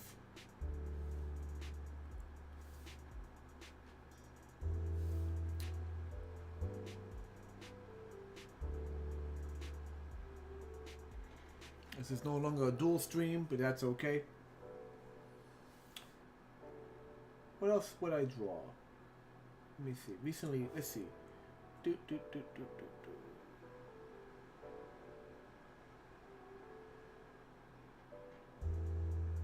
What's this? Nope.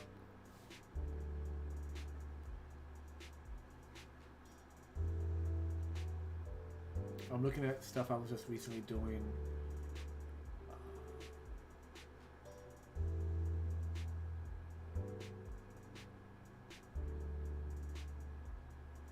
Okay. So.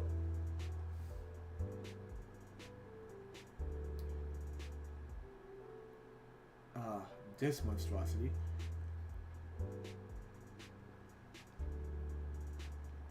Give me a second. Just gonna do a little. No, keep you.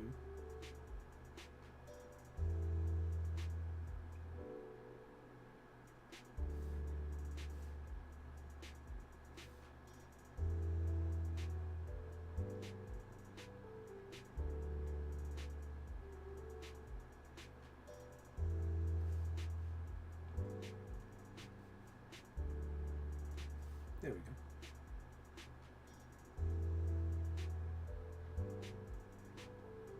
I'm just repositioning my nav arm over on the side. Alright. What is this mess? You may be thinking. How did I get here?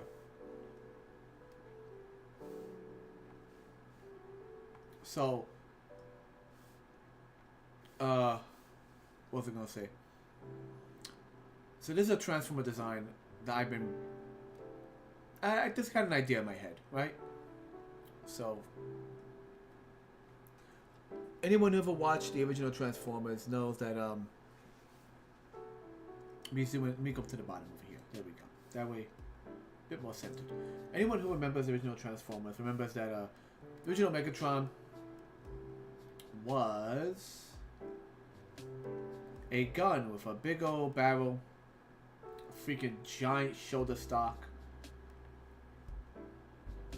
It was a gun, right? It was a gun. He would transform, and he would land in the hand, usually of like Starscream, and he had to be fired. Someone would have to shoot him, which was really silly. But you know, fans over time make their own continuity. They would say things like, his alt mode was so powerful it had to be held by someone else. Whatever. And the Transformer franchise still has gun characters. They call them target masters, and usually it's like a little dude, right? And on his back were just these giant barrels. And his transformation was quite literally at the waist. He would just fold in half. That way the barrels were sticking up this way. His head was over here. His butt was over here. Like, and that was it. And the target masters were just that. Little robots that turned to guns, right? But it always kind of bothered me. So what bothered me was the idea that, like, maybe, just maybe, in my own continuity, my own mental continuity, and not just mine, I'm sure plenty of people have this idea too. What if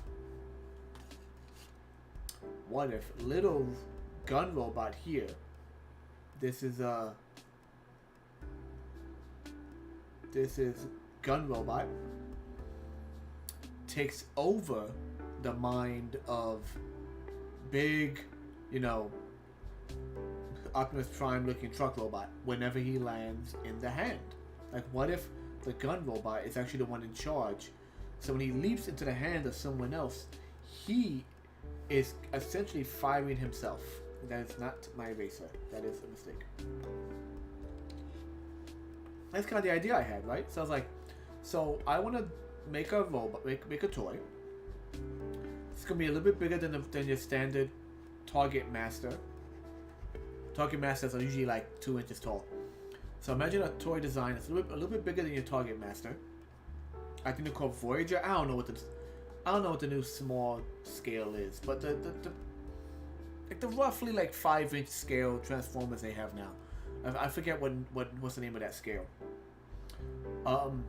It transforms into a weapon, but it will have this tendril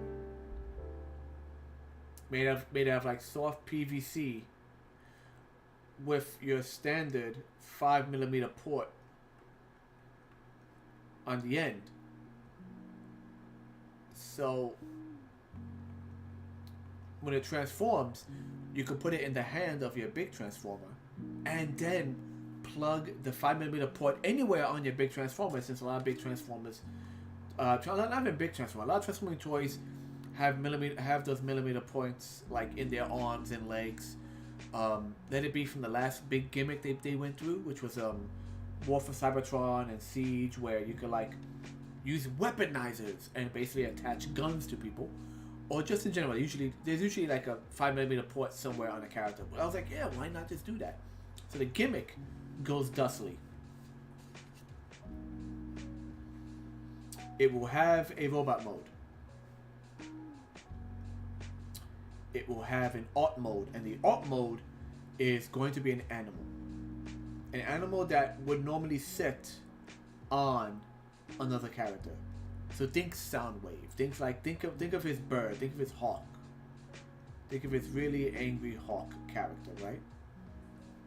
So you have the robot mode, an animal mode that can be perched on the character like a hawk, and then some kind of whatever the weapon will be. Doesn't have to be a gun, but whatever the weapon may be, right?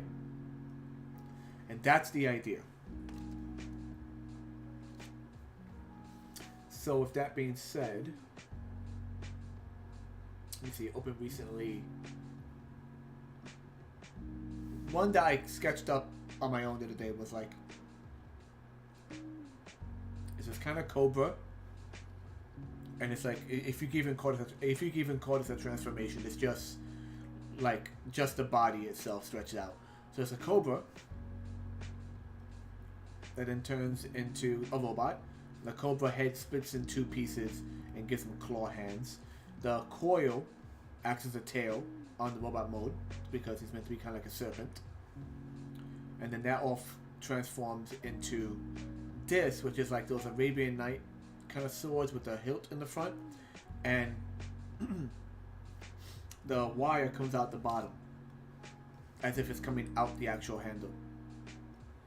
So sword mode, robot mode, I'm kind of happy with the concept.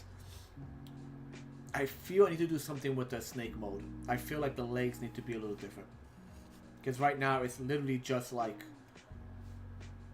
the arms go up, right? The head goes backwards into the body. That makes this section right here. And then the rest of it was just the legs attached to themselves. They just kind of go side by side, like he's standing straight up with the snake tail kind of going down the back of the legs and clipping into this little clip that's right there. See that clip right there? So yeah, I might want to try something else with the legs.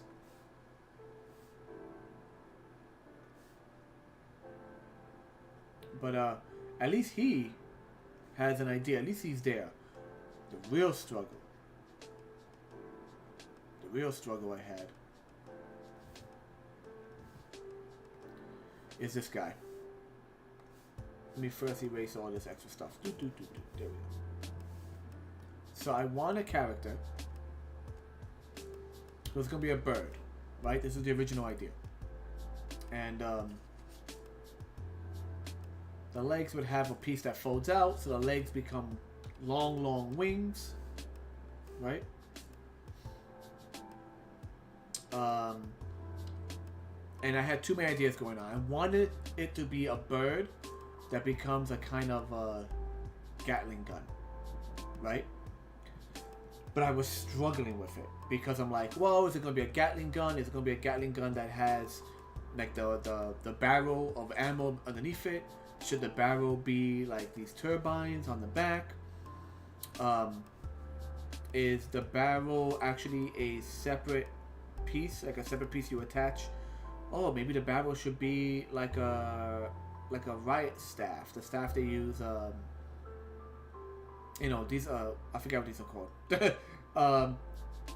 But you know, the clubs, like those clubs that they use, like you know, that some policemen use or whatever. And then I was like, oh, if it's a club, maybe I should call him Riot. And she would have a shield. And maybe the shield is detaches and the shield becomes like a tail on the back. It's the back of the tail. So I was like, okay. So I had all these ideas. Like, and then of course I have to find a way to get the coil. Where's the coil going to sit? Where's that wire going to sit? So I just did concepts, and you get the concept sketches are broken into color codes. So here's all one concept where the shield was basically an entire back plate that becomes the tail and the head. Then I was like, well, how about I don't give her a tail, and instead what a tail would be, you have the turbines, which end up as a piece in the bottom of the gun, but that was too cumbersome. Then I was like, what if I make the arms wrong button again. What if the arms are semicircles and they connect to each other and become a faux barrel on the bottom, but that was still too much. Then was like, what if I forget the wings? What if the wings aren't in the legs? What if the shield is a giant plate that has the wings, the back feathers, and it folds into a square and overlaps the character? And it's just way too many ideas. I was just struggling with all of these ideas. And I couldn't figure out what I wanted. Because once again, target masters are super simple. They're just little dudes, right?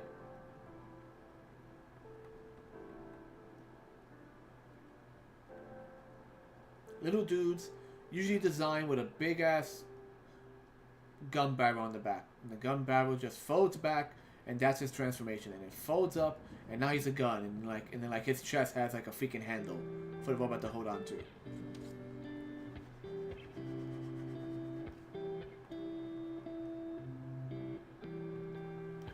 So yeah, so this was a pain. I had the idea mainly with the tendril. Like I was like, the original idea was it's a hawk, turns into a gun, and it has a long tendril that it uses to plug into the person. So maybe I should drop the robot mode idea. Just straight up drop the triple changer. But then there's already animal weapons. There's like a guy who's like there's one figurine who's like a minotaur who becomes a hammer. So Riot gave me some issues.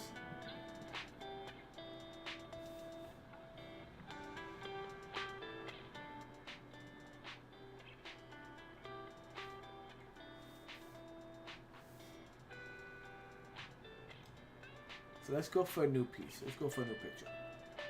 Right?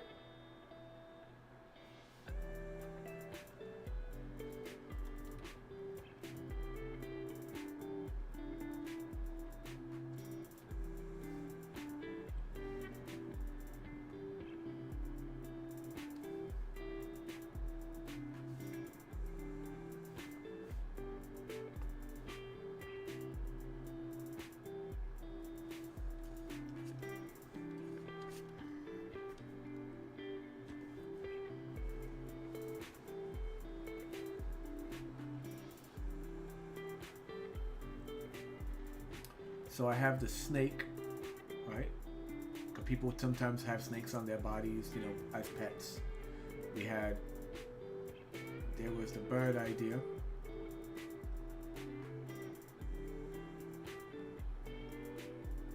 That was another thing. Like I wanted to make them as animals. The last idea was last idea I had was like a monkey, because I could do the tendril for the monkey tail. Well, I am kind of burnt out on that transformer idea.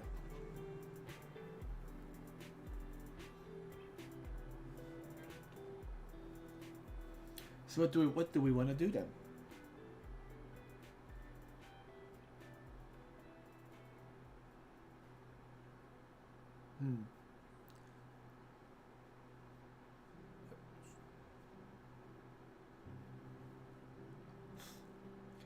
It's funny, 'cause I'm getting an alert on my computer on the bottom about the temperature outside, and it just says freeze in like bold letters underneath the weather report.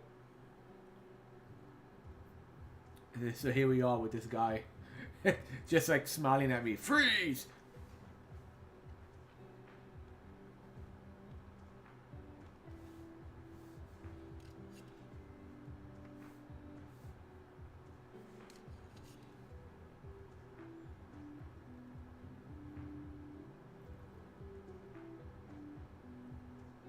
Ooh, hold on. Maybe we'll just do some inking.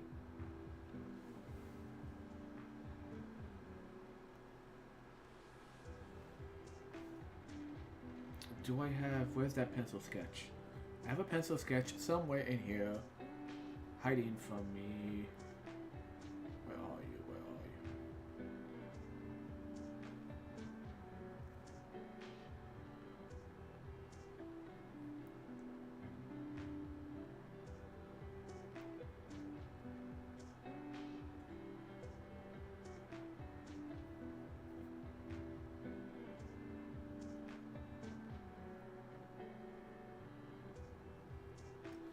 Oh shoot, I have an old drawing in here.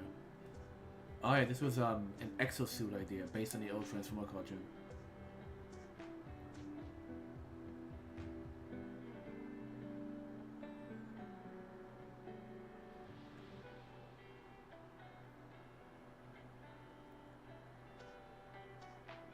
Yeah, because they've made exosuit toys.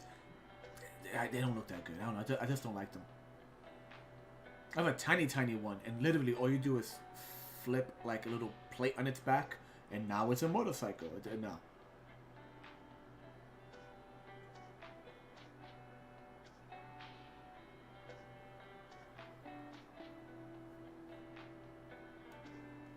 Man, this is like '05. This is like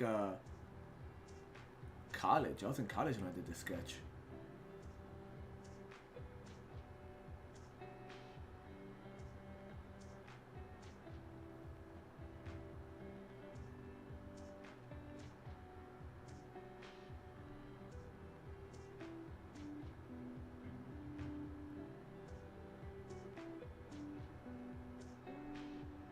Okay, that's not what we're gonna work with though. Sorry.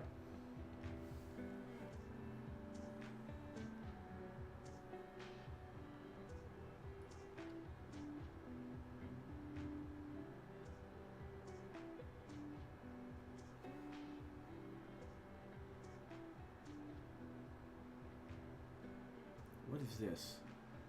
Oh, a bunch of reference. What was this? Did I try to make a bat was this reference for a bat that became a freaking knife?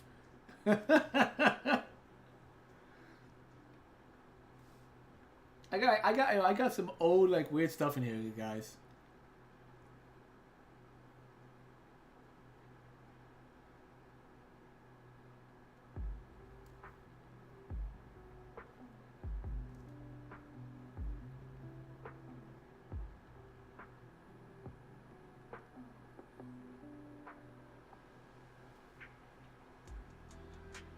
Ah, yes, this is on my DeviantArt page. I wanted to make a bunch of discs. Now, there had been disc Transformers. there was like the new version of Soundwave's crew. But I wanted to make a bunch of discs that were really thin, with the idea that they would shoot out like the old Ninja Turtle pizza thrower. But the idea was that these are all like, the majority of them were excavators. So like this is like a small crab, a bat, and a snake, and they all came together to this one giant robot.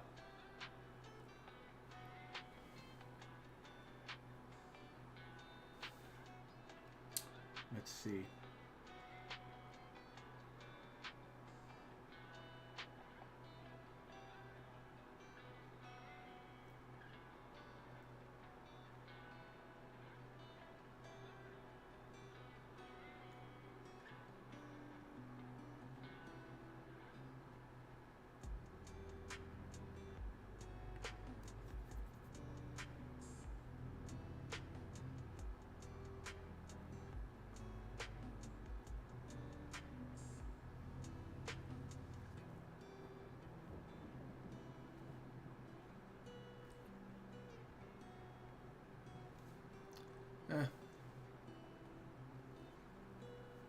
Maybe one day I'll make these if I learn 3D printing.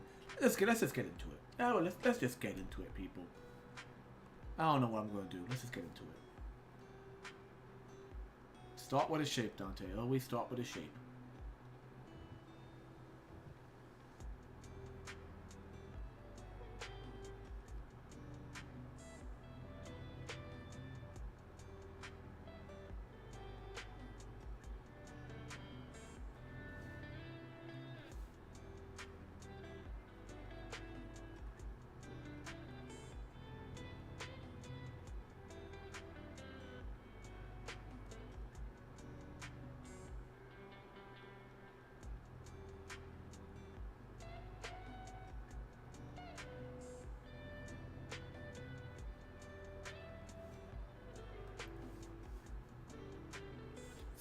Thinking of robots. Okay, it has a flat top.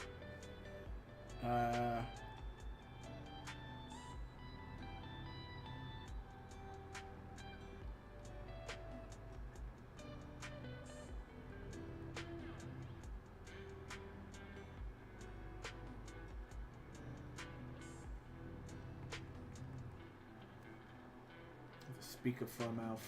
Something like that. Something like that.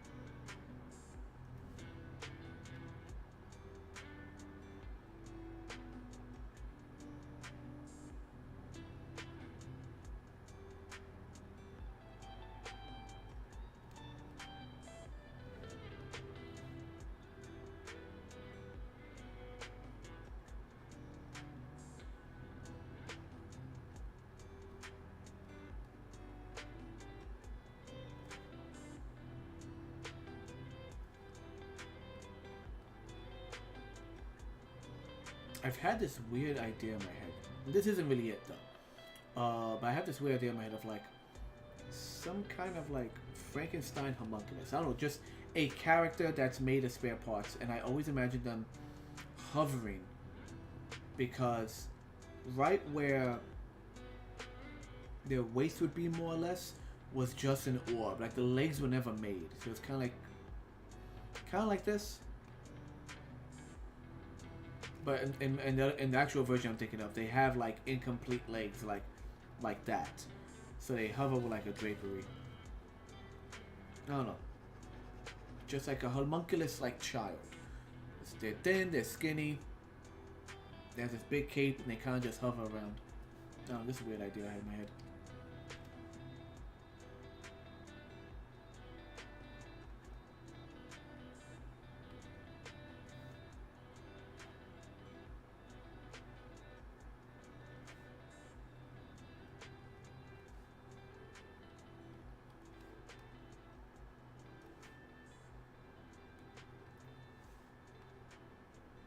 No, this is definitely going to be a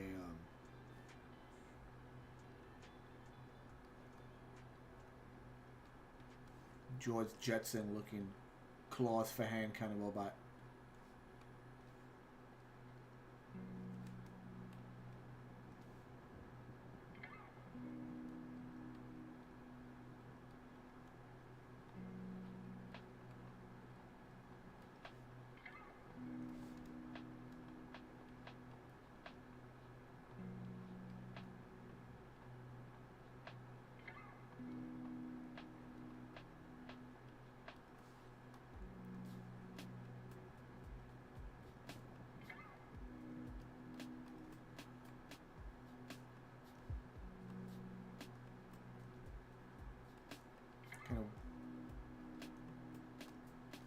Kind of wheels around this little wheel it has. You know what? And it has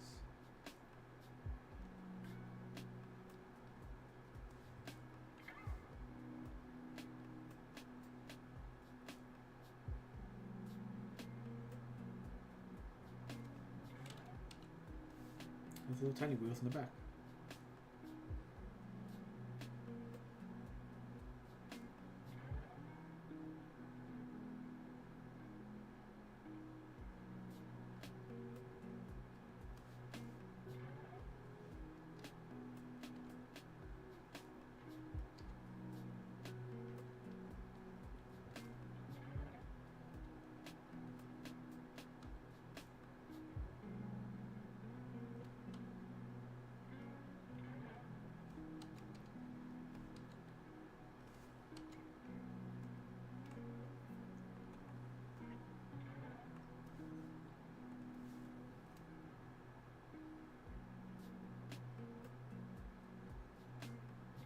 Let's, for the heck of it, let's just give him like a weird backpack kind of thing going on.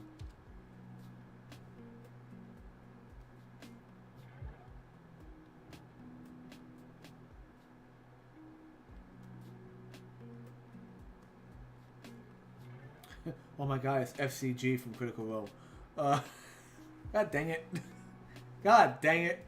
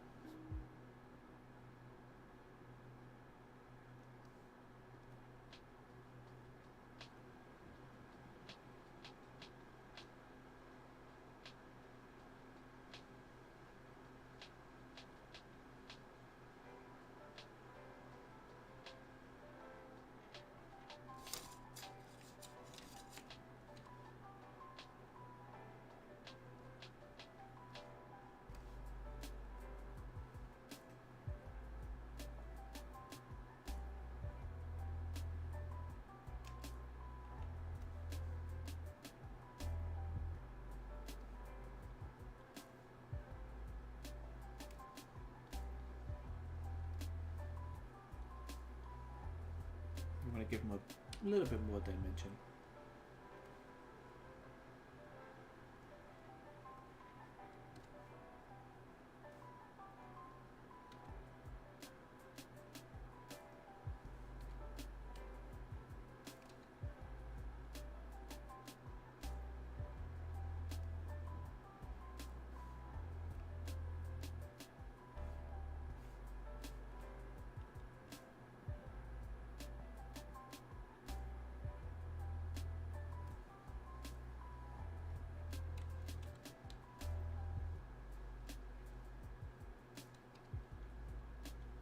Yeah, there we go.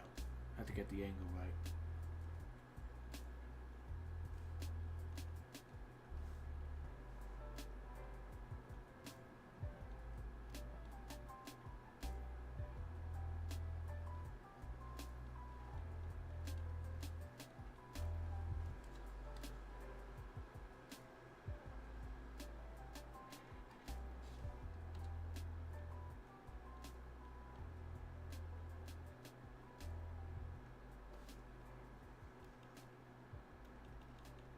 Yeah, sometimes just gotta draw some shapes.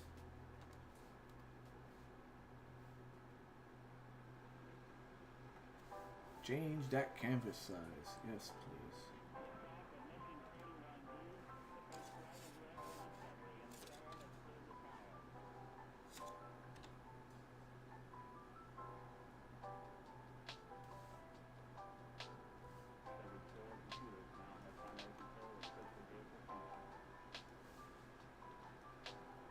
Tiny robot goes beep boop.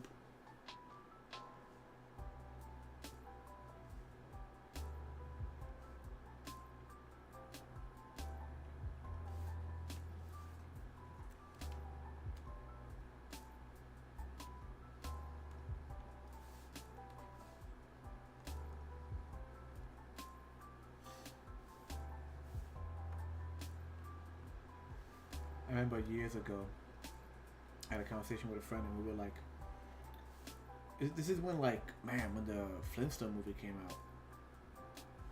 We were like, and there was discussion of like, are they gonna do more live action? No, this before Scooby Doo. Was it before Scooby Doo? I feel like it was before Scooby Doo, the live action Scooby Doo movie. We were discussing like who would play like George Jetson, and I was like, oh, Tim Allen, George Jetson, absolutely. He was like the American dad who things didn't go right for, like, icon at the moment.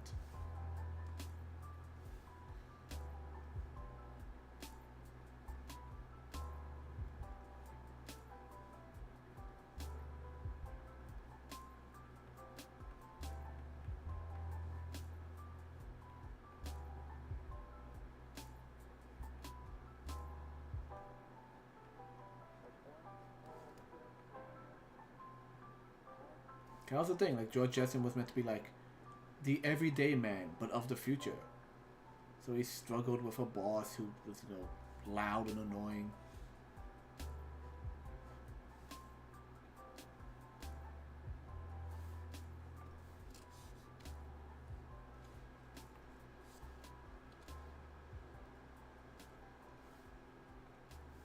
Had to work 4 hours a day,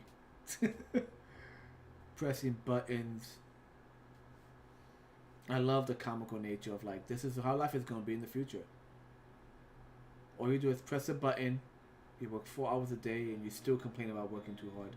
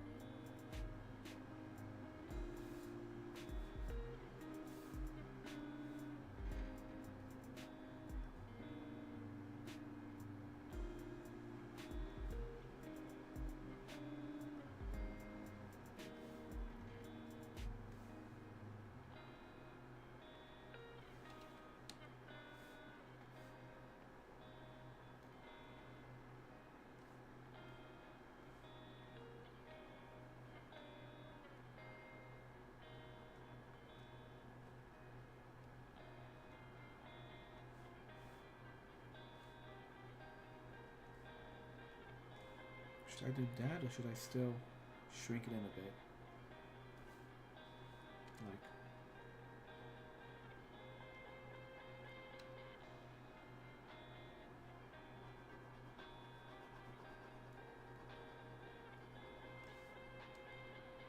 Like, no, I don't like that. I do not like that.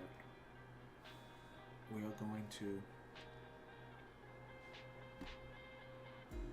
like, like it's partially inset into the belly.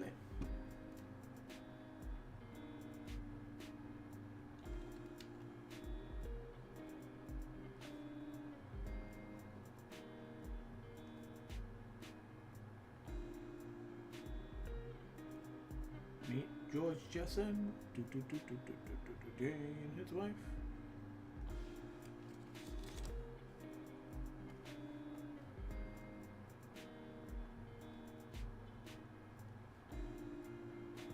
That ball is offset horribly, but it's okay. We'll just do something like this.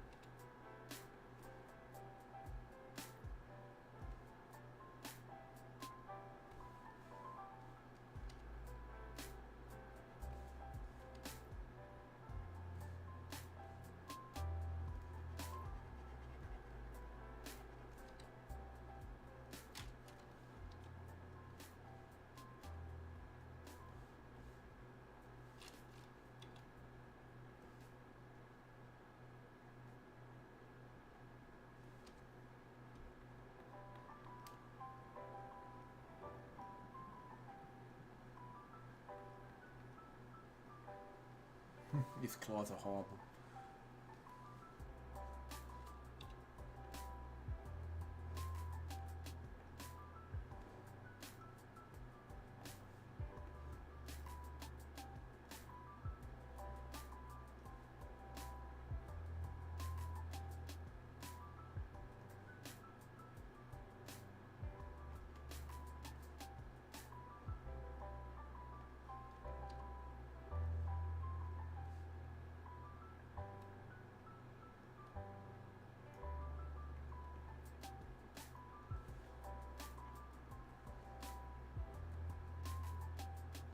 A beat boop.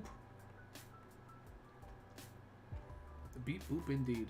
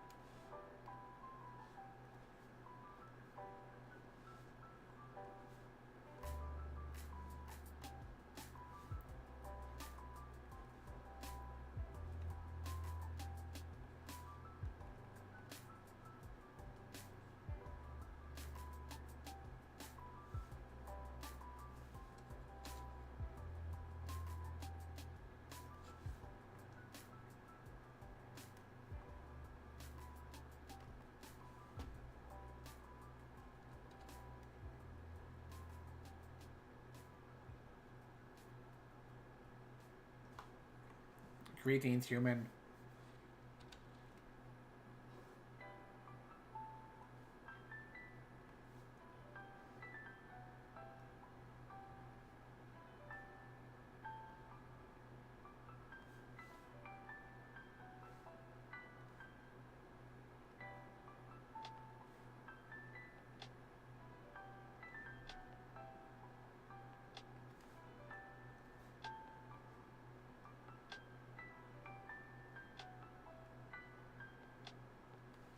You know it's futuristic because it has a little antenna on top.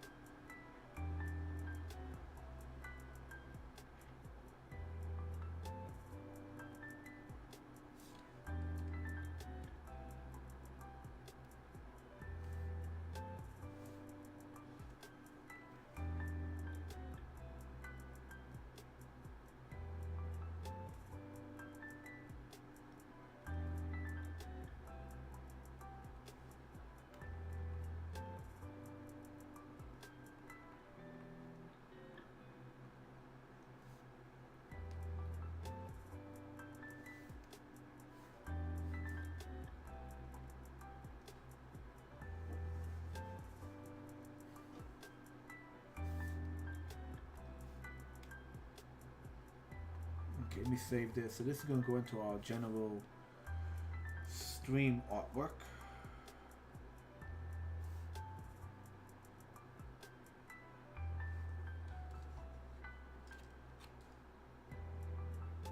Let's call him Ball Bot because he rolls around a little ball. His name is Ball Bot.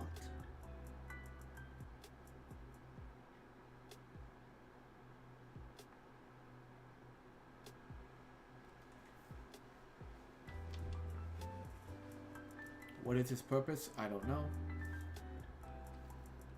Maybe he's a little trash picker up guy that goes around picking up garbage. Puts it into his little black hole backpack.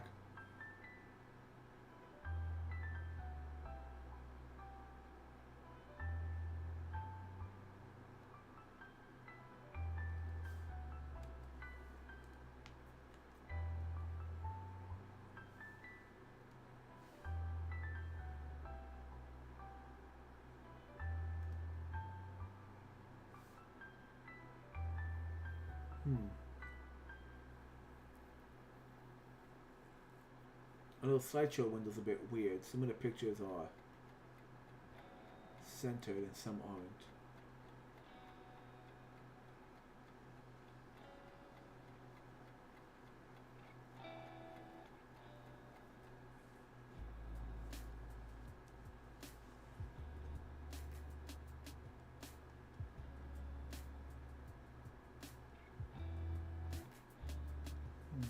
Odd. Anyway, that's Ballbot.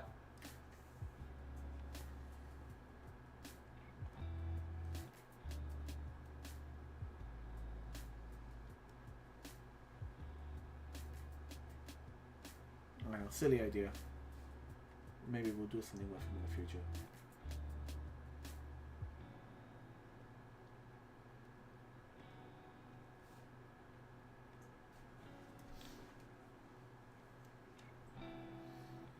I'm still happy with the way Freeze came out.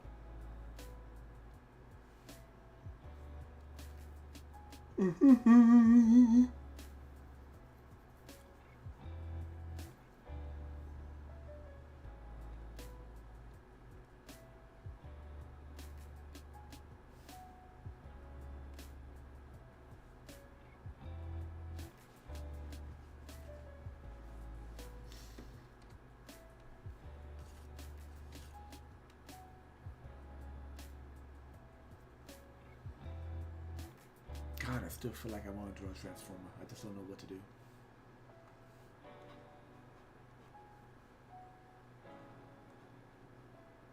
So I have some Transformer sketches. I have one. So I sketched out the character, and I took notes. Like I sketched out some ideas. Essentially, it's a spider, right?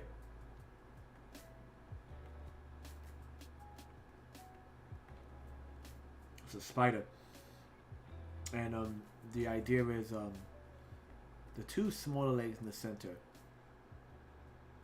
are actually attached to the robot's arms. A la, like, you know, like the way they used to do like Beast Wars characters, right?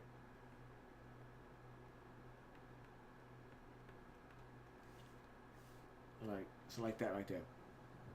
And the legs, the spider legs, are actually the robot legs with a split down the middle.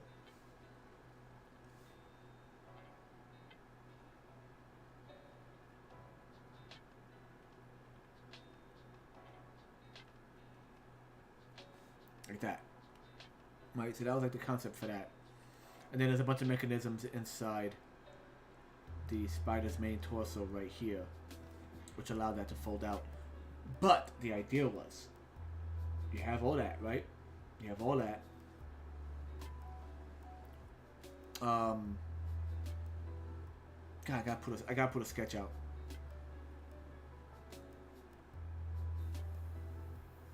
But it goes from spider to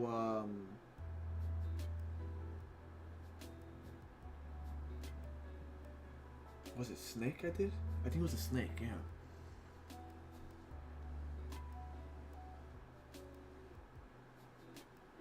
God, where's my sketchbook? Hold on, guys.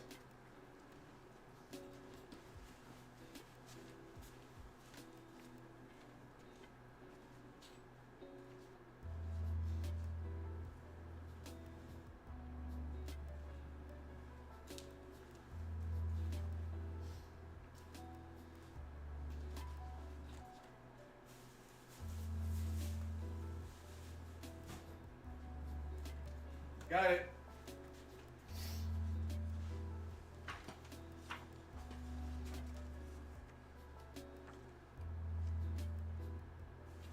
Ah, that's what it was. Okay.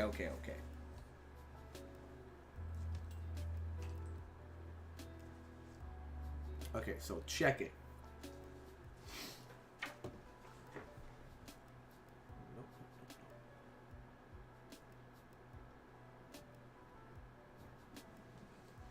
As I fiddle around with my color wheel. Ah, swatches. Nice. Okay.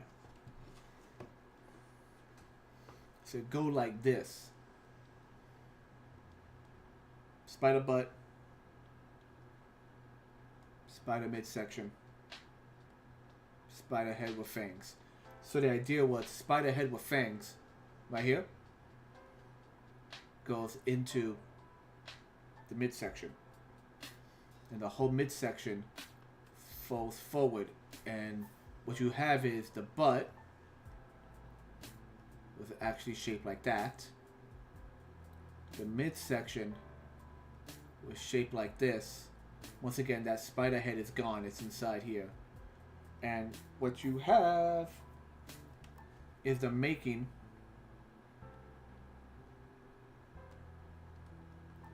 of a cobra. So the spider butt, this part right here, was actually the what's it called? Like the frill on the cobra.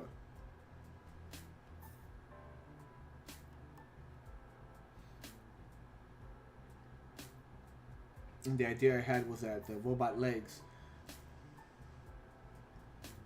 go back and become spider tail. Maybe even the feet fold out a second time to give it extra length. That was kind of the idea I had. Once again, I was still working on this section, still trying to figure out how the legs work. But like the whole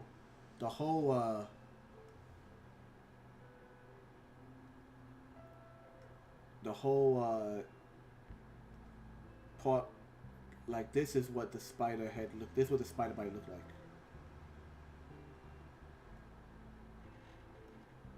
Once again, this is folded up in here, and then this part became the snake head, and this is like it's frilled, whatever you call it.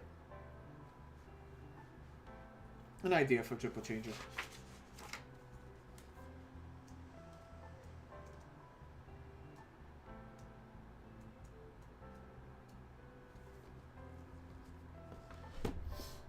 Anyways. As I just waste time just doing this. You know what? It's been about 2.5 hours. Joe and I got some good artwork in. Don't save this. Joe and I got some good artwork in, and I did a robot. I finished this guy. I did a robot. It's been an awkward night, but we got some joining. So you know what? I think we're gonna call it, because now I'm just fishing for ideas and struggling with concepts. So we're gonna end it with this guy.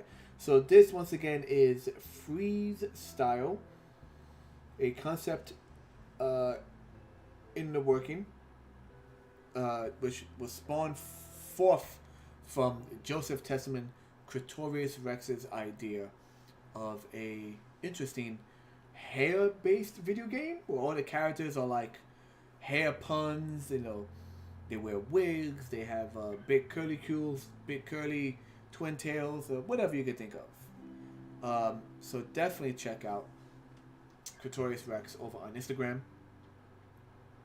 If you want to see some of my work as well, also tune over to Instagram. Tomorrow I'll most likely do another stream again, like an actual.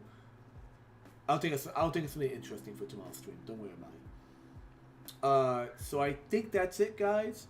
Once again, like, favorite, share, subscribe, and all that good stuff. And I'll see you in the future. Later.